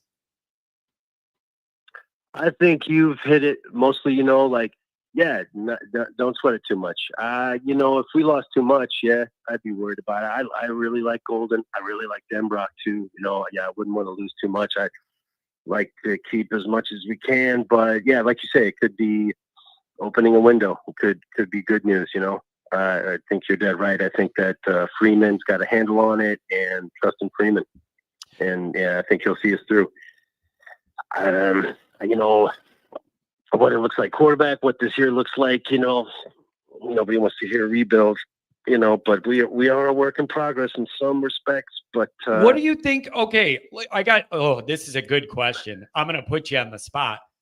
How do you think Notre Dame's going to navigate the quarterback dynamic this spring heading into blue and gold? And how do you want them to? And they could be the same answer for both questions or different answers for both questions. How do you think Notre Dame's going to approach this? And how would you do it if you were in charge? I'd love to know. I say Carr. I mean, to put it shortly, I don't know how much that can contribute to that conversation. I like Carr. I like Angeli too. It's a hell of a backup. I really hope he wouldn't dart off if Carr was named the starter. Yeah. And I think he's solid. Does any of your thoughts on this, do you consider the beginning of the year a tough road game in Miami and then to hosting Texas A&M or your first 2 games? Is that a part of your equation at all? Like looking at how the year's going to start with no like easy game to ramp up with, although you could argue Northern was an easy game too. So maybe no games should be labeled as that. But is that a part of your calculation, or are you like, maybe let's just have a real competition, let whoever plays best in the spring be the number 1 guy? Yeah, I mean, I would want to give Angeli a chance. Sure, he's proven that, and if he does something outstanding, then maybe it gets complicated. But I would say that you should put the weight behind Carr early, give him that confidence going into it, and let him do his thing. I think, I don't know, just looking, I'm just going off of looking at him, but yeah, he looks steady to me. He looks ready. I think he's had those years to acclimate, and I think he might be just the man for the job. Yeah, it's going to be interesting. Even just in the time we've been on this show today, there are people in Angeli's camp for quarterback. There's people in Carr's camp for quarterback. And there's people writing, don't count out Minchie. And I like his skill set. So I think you might be entering a spring where there may be an actual honest to God quarterback competition, and not one that's tainted by by $1 million NIL deal with the transfer guy who isn't guaranteed to start, but was guaranteed to start. Like, I wouldn't mind seeing that, man. Yeah. But I do think that, as soon as you can call it, and give that starter that confidence going into it, and then we can get behind him, go and wreck Miami there and Texas and Texas after that. Yeah, it's going to be the best thing Notre Dame could do in that Miami game, whoever the quarterback is have the O-line be as good as people are saying it might be and healthy. And I need them to be able to carry the load to take pressure off whoever this quarterback is, especially in that loud, chaotic environment it's going to be. The better that O-line could start out and run the ball, the more it's going to help whoever the QB is. Yeah. I think they both got great pocket presence, man. They're going too far back, but I remember Clausen. He'd be real steady those first couple of games, and he got racked a few times, and it got jumpy fast. Dude, I remember Jimmy Clausen getting body slammed it felt like every time he dropped back, he was getting body slammed. He had no time, and it was just horrible to watch, man. I have flashbacks of that so much. He had no chance early in his career. Yeah. He came in like a lion and out like a lamb, but yeah, you can't blame him. Yeah, he got wrecked more than a few times. Yeah, that doesn't make anybody nervous for sure. But yeah, we've been holding up nicely, and I think they do. They've got great pocket presence, and I think they'll get it done for sure. Yeah, it's going to be really. 1 of the 2. I like Carr though. Yeah, it's going to be really interesting. There's just a lot of moving parts here, and you want to keep the thread and the momentum and the vibe and the energy of this year's group. You want to keep it with a bunch of new personalities. Every team takes on a little bit of a different kind of feel. And it's just going to be interesting to see if you're able to maintain some of the positive stuff you had going. Anything else, my friend? Thanks for the call today. Oh, no, I appreciate you taking the call. I wasn't going to call in, but after Phil Hartman and Frankenstein, I figured I'll give it a shot. Man, I appreciate it. Sure. I did. Yeah. One serious thing. I mean, it's old hat. I said it in the chat, but Big Ten. I can hear it from both ends. Independence is nice, but I mean, just after this year, Ohio State, Michigan, all the rivalries in Big Ten, there's no doubt. And the amount of excitement that would generate a Big Ten schedule next to what we're looking at next year, which is okay, but it's nothing to get excited about besides the first game. Dude, there's no doubt about that. If you there is, as far as entertainment value week to week on a schedule, Notre Dame in the Big Ten is a absolute 10 out of 10 perfect fit. Most of those games would be big time battles that you would want to see way more than the ACC schedule. But I think Notre Dame likes their position now, especially with the playoff, not having to play in the conference championship game, getting the rest, and then getting a home game, and then not having to share any of the money they make from the playoff with anybody else. Notre Dame, I think, feels pretty darn comfortable right now. Yeah, I don't, it is nice getting that money in, but I think we'd find the money otherwise. I know we'd take a hit there, but yeah, maybe it's simplistic point of view, but man, it would be just so much more exciting cutting our teeth against the Wolverines and the Buckeyes and all the old rivalries. I mean, you look at old, like all time, you got to go way back, but like we used to play the Northwestern all the time, Purdue, all those. I mean, there's so many rivalries there. It's like without a doubt, and just enthusiasm and just getting those kids excited about all these. And yeah, oh man, it hurts so bad losing to Ohio State, and you got to count decades before you know you're going to get a chance to play them again, and that's just hard to swallow. I wish we'd go up against them every year. Yeah, I think it'd make it a lot more interesting. I mean, the upside there is big. Yeah, it's man, a Big Ten schedule with Notre Dame, and it'd be almost must-see TV other than like Rutgers and Maryland. Like, I mean, I can find an angle for almost every other game that I would find interesting. Hey, man, thanks a lot for the call. Appreciate you checking in on Wednesday. Stay in touch. Hey, likewise. All right, have a good one, man. Take care. Everybody's phone lines have been crystal clear, except for the guy who was moaning and groaning on the phone, bro. 630, welcome to the show. What's up? Hey, John, what's up? It's Burks the Wolverine. How are you? Hey, what's going on, Burks? I got to ask you, what's the deal with the situation with the Connor Stallions report, and Michigan's fighting it and they're pushing back and they don't want to settle on lower level sanctions. They want to fight the whole thing. What's the word? Yeah, man, that's kind of what I wanted to call because, well, actually, here's what I'll say. So basically, Michigan's actually doing, well, here's the thing, Sharon Moore, he kind of made a clown out of himself after reading that article just because of how he said, oh, I deleted those messages because I'm mad that Connor Stallions is getting the credit. I thought that was the stupidest, in my opinion, really stupid. Dude, holy crap, he's obviously lying. I really appreciate that you're a Michigan fan, but you see how that comes off really unbelievable and a little like, come on, man, you deleted them for a reason. Like, come on. Yeah, it's really stupid, man. I'm really pissed. And not only that, Sharon Moore lied again. Even during the season, our running back Khalil Mullings was not even injured, and he was thinking he was injured. And then Khalil Mullings, there's a interview, and he couldn't even answer the question because it wasn't true. He didn't. So Sharon Moore actually has been lying a lot, and it really shocks me how some of your fan base still is not really happy with Marcus Freeman. I'm like, dude, I would take Marcus Freeman over Sharon Moore any day, man. He took his third year to the Natty, man. But I'll say this, man. I'll say this. What Michigan's trying to do is they're really trying to make this go forward to the point where the NCAA may not be there anymore. Because Michigan is such a big program, they're betting on themselves. They're like, oh, we're Michigan.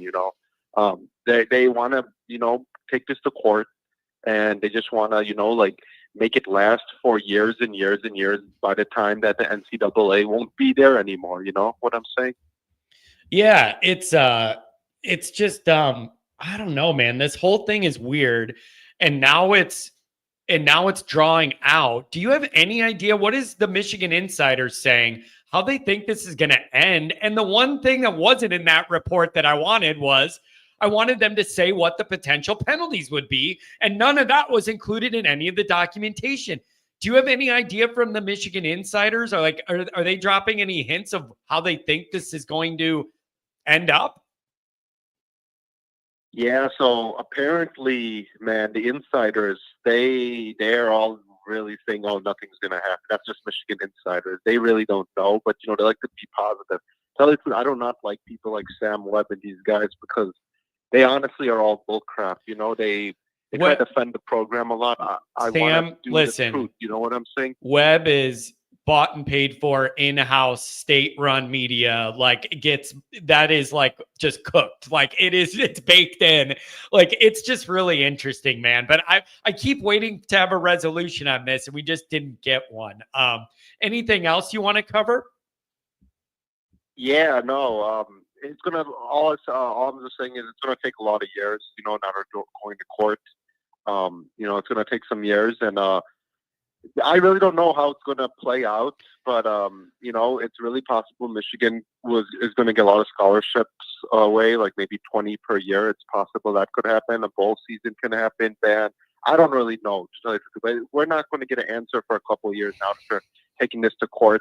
And last thing I just want to say is, hey, that was a great season from Notre Dame. I'm not going to lie. You guys your fan base was humble. The team was humble. I'm not going to lie. There was zero Notre Dame arrogance this year. I'm not going to lie.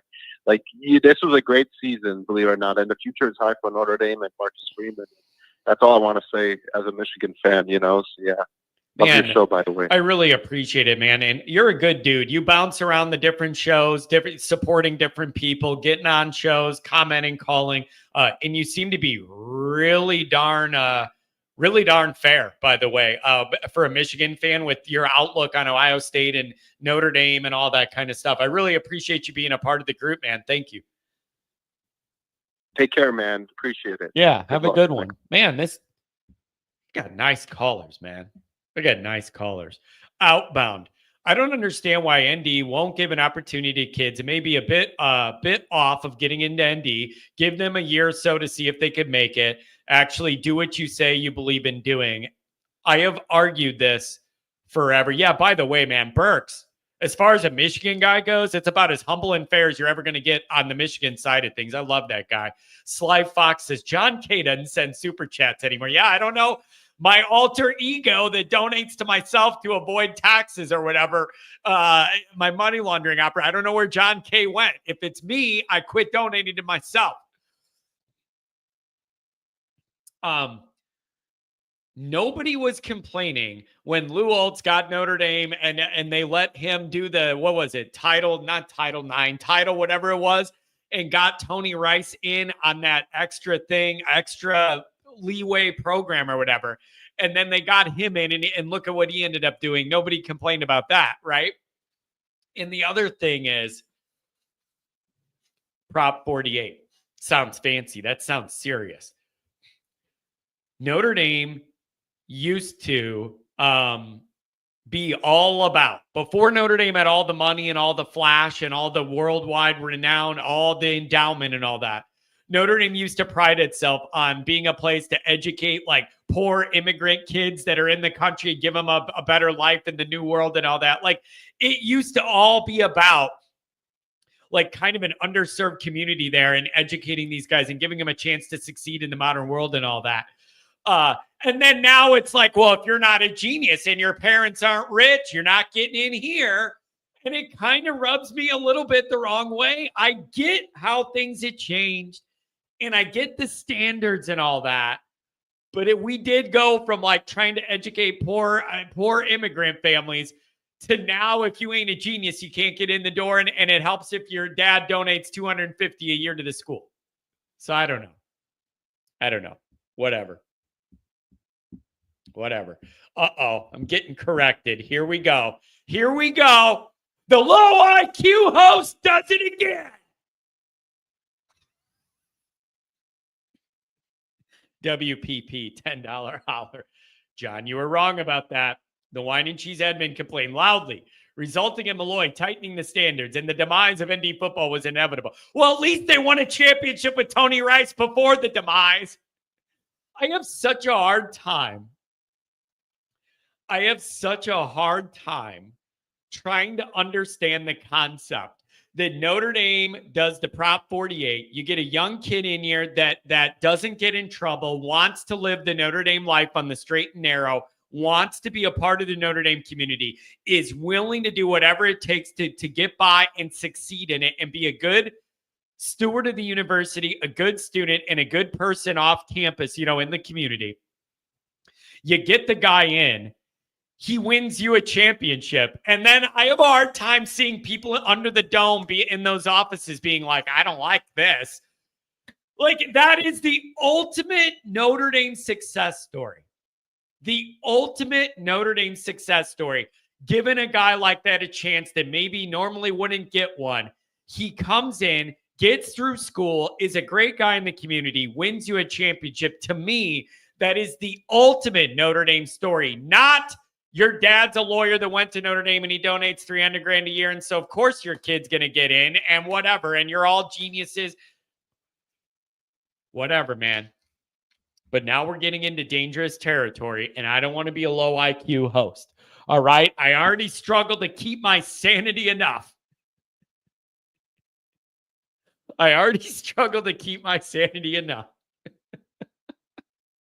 They made a story about it. It's called Rudy. Yeah, well, no offense to Angela. I love her, but like, I like a lot more what Tony Wright's accomplished than Rudy. Okay. John, what color is your Lamborghini? I got one of them ones. I got one of those Lamborghinis that looks like when oil gets spilled in water or gasoline, and it makes, you know what I mean, where the color of the rainbow, like depending on the sun, it changes all the colors and it looks trippy. $10 hour for the WPP. The problem was not Rice or Zorich. Those were others admitted to the school that were, let's just say, not good representatives of the university. Not Miami Thugs, but not exactly Angels either. Look at Angela. I'm sorry, Angela, but your uncle didn't win us our last championship.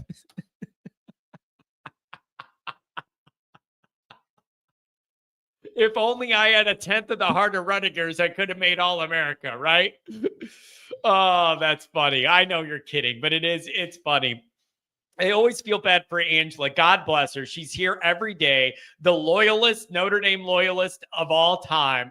And then there's always trolls in here for other teams that are like, Rudy was offsides. Like, Angela's in here catching strays when all she's doing is minding her own business every day. It always cracks me up when people do that. And I'm like, oh, come on, man. Leave Angela's family out of this.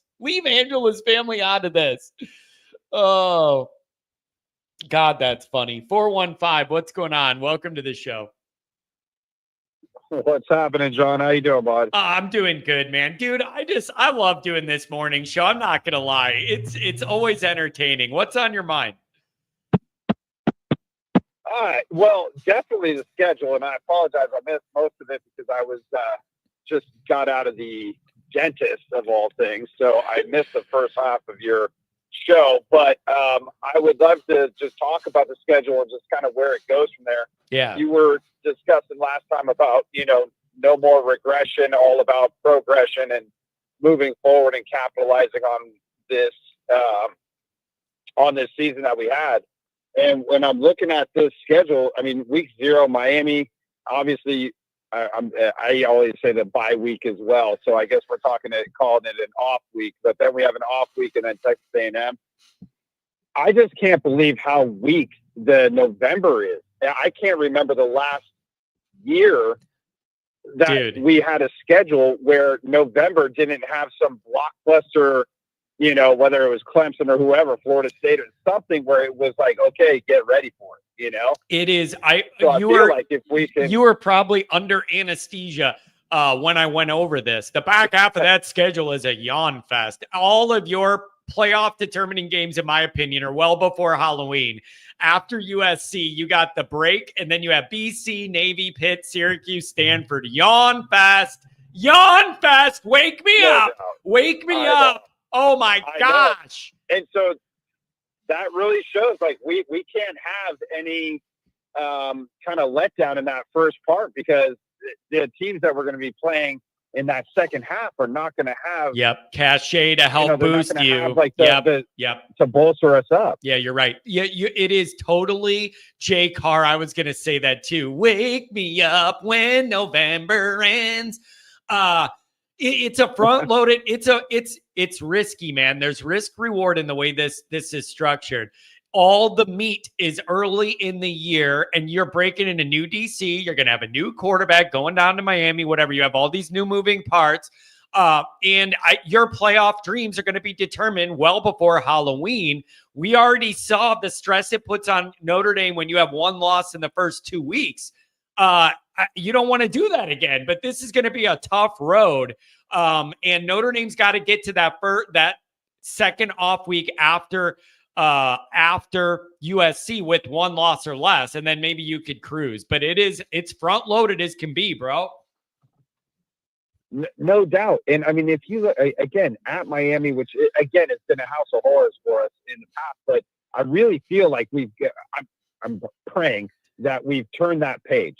Like that 2017 game, that's gone. We're not going back to that, right? I'm seasoned. I am that's a shaking. Brian Kelly I am game. shaking in my chair, man. Don't make me think about it more than I already do. I will never forgive that moment in 2019 at the Big House. Those are two I will never forget. Oh. And you know why I'll never forgive them? Because those games were both lost before the game was even kicked off because of mentality, and it's unacceptable. I'll never forgive those two. They will always stand out to me as different levels of incompetence. The games were both lost before the ball was kicked off, and no one can convince me otherwise. We were not mentally in a place to play either of those games, and I'll never get over it. No doubt, buddy. And that started from the top. That was all Brian Kelly. That was that whole leadership.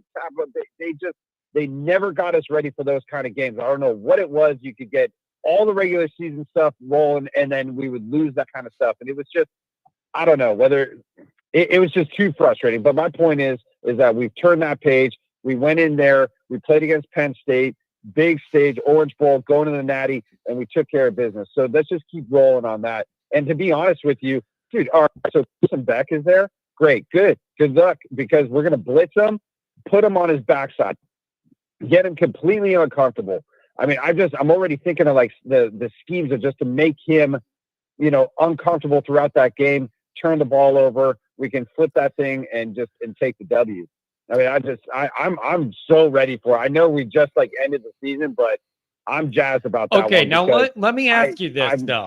Yeah, go ahead. Let me ask you this. Yep. And I've asked a couple other callers this because I don't know what the right answer is or how people feel about it.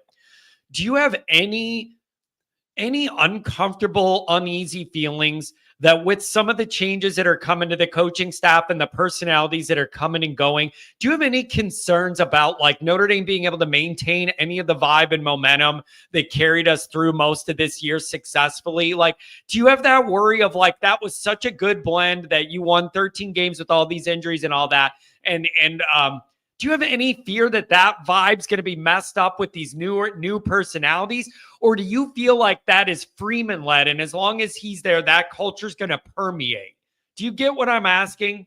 I completely do. I'm going with the latter, and for two reasons. One is that, first and foremost, I can't afford to be sitting here being fearful of what may or may not happen. Yeah. I know what's in our control right now. What's in our control is our belief, and our belief has been in Marcus Freeman and the leadership that he's brought to this team and this organization.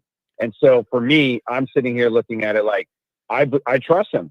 I trust him. Okay, you want to go with Ash? Go for it. I heard some rumblings about maybe that it might be like a dual DC position, like a code DC. I have heard that as well. Yes, I heard that yesterday. Okay. Yep.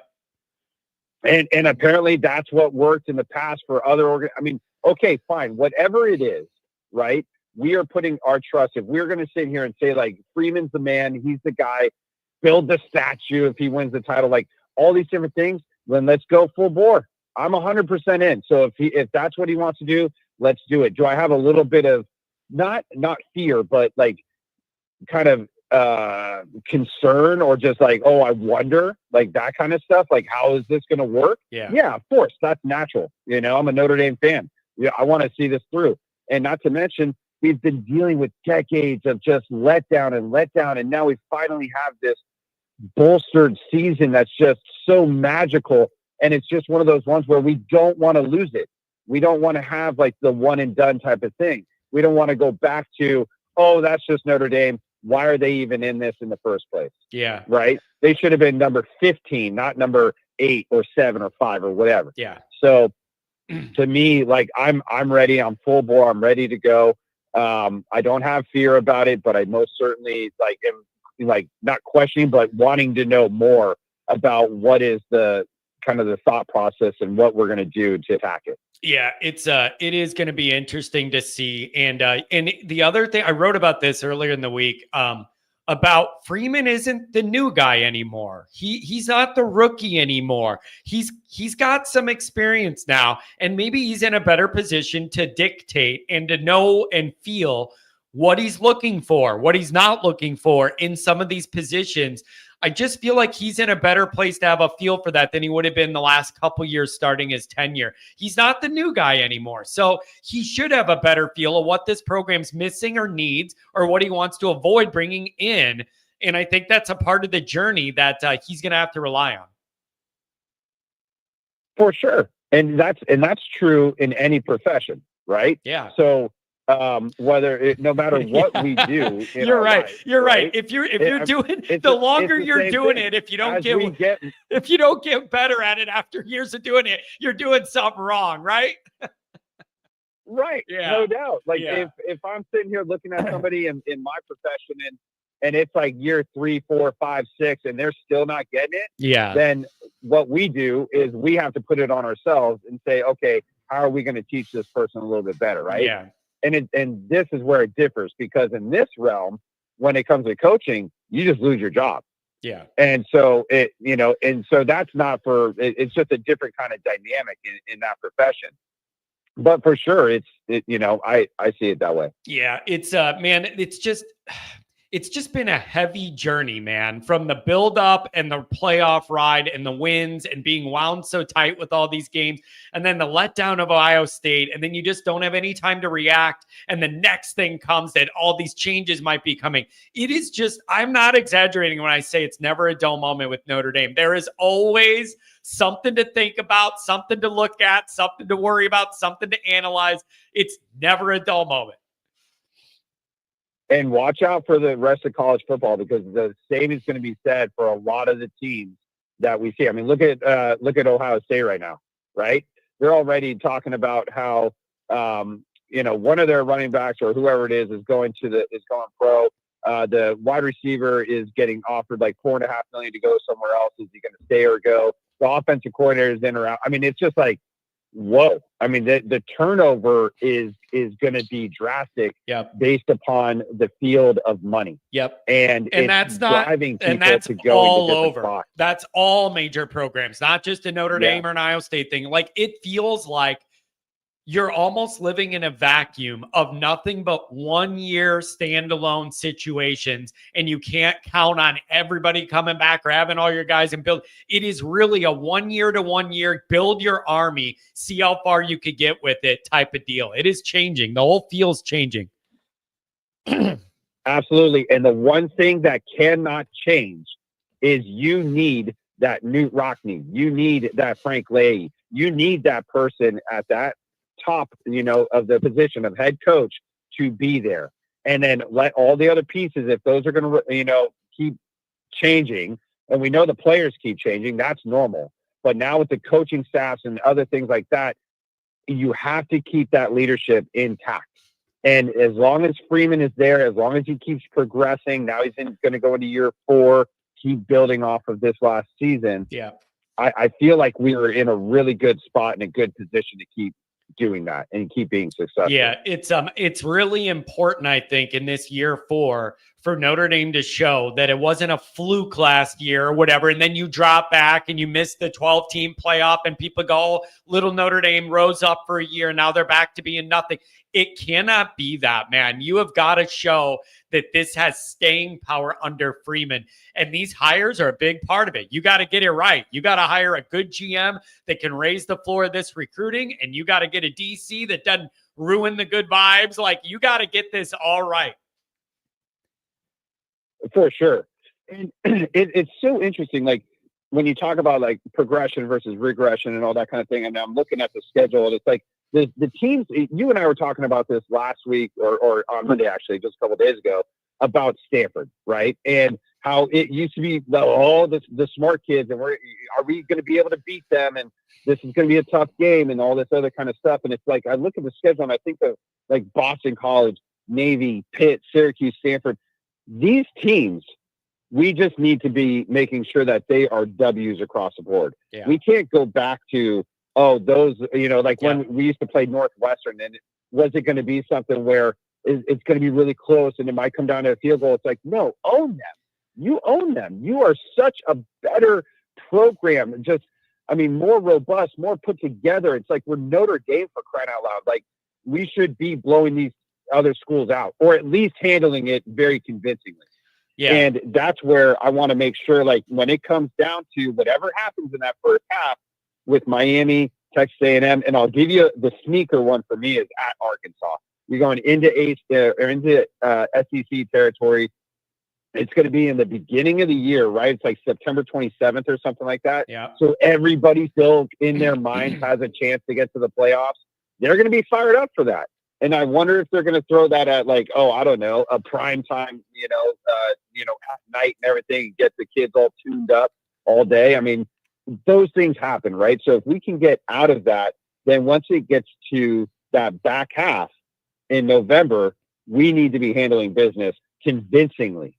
Yeah, that's the way I see it too. You gotta get what you need to get in the front half of that schedule, and the back half of it looks light to me if you have your stuff together.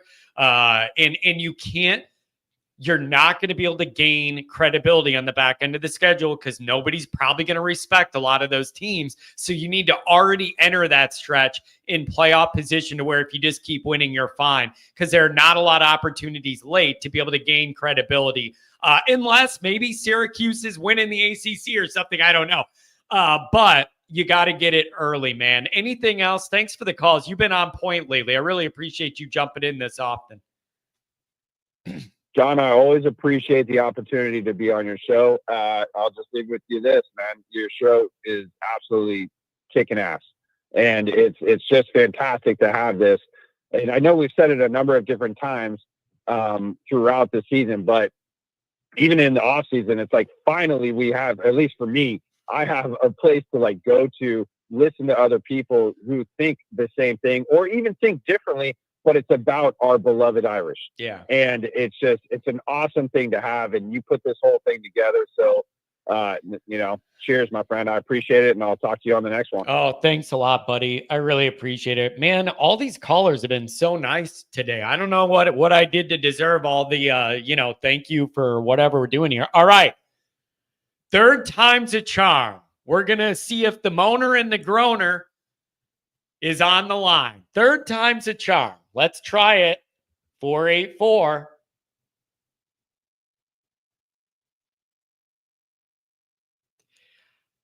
Oh, man. Okay. So we're 0 for 3. This is old school baseball. Strike 1, strike 2, and hey, you gone. He gone. Grab some bench. He gone. Strike 3, brother. All right. That's going to be it for the show, folks. There's a few more callers. I got an appointment I got to get to. I'm not going to be able to do more callers. Feel free to call on Friday, and I'll get anybody in. Really appreciate. Yeah, grab some bench. Grab some bench. Man, I love Hawk Harrelson's accent. Just everything about TW, the will to win. Anyways, I love you guys. I love this show. Thank you for the comments. Thank you for the donations. Thank you for the calls. I love this community. We're going to keep it rocking, and we're going to react to whatever these hires and whatever it ends up being. We're going to react to that, adjust to that. Then that'll lead us into spring ball. And then we could ramp up for spring ball. We'll do the tailgate party. We'll do all that. And then we'll enter the summer months and have some bigger picture discussion. So things are lining up pretty well here, you guys. So we'll be able to get through all the breaking news and react to it. That we'll do that. It'll settle down. That'll go into the spring ball build up. It's going to be quarterback centric. It's going to get annoying, but it's going to be quarterback talk. And then we'll go from there. When are you going to Florida? That's when the news will drop. I have a scheduled trip for March to go to Florida.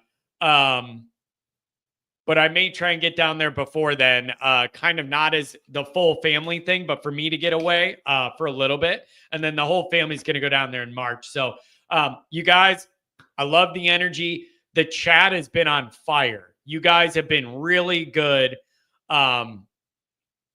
just debating all this Notre Dame stuff. It's been a really healthy chat the last couple of days, and I really appreciate it. And so, are you going alone to Florida? Me and my dad were thinking of going, Pat, just for a few days. Me and my dad going to the condo, hanging out, just low pressure, low stress, hang out, drink some beer, go out at night, watch some live music, do a little golf and whatever, man. So anyways, you guys are great. Thank you. Have a good one.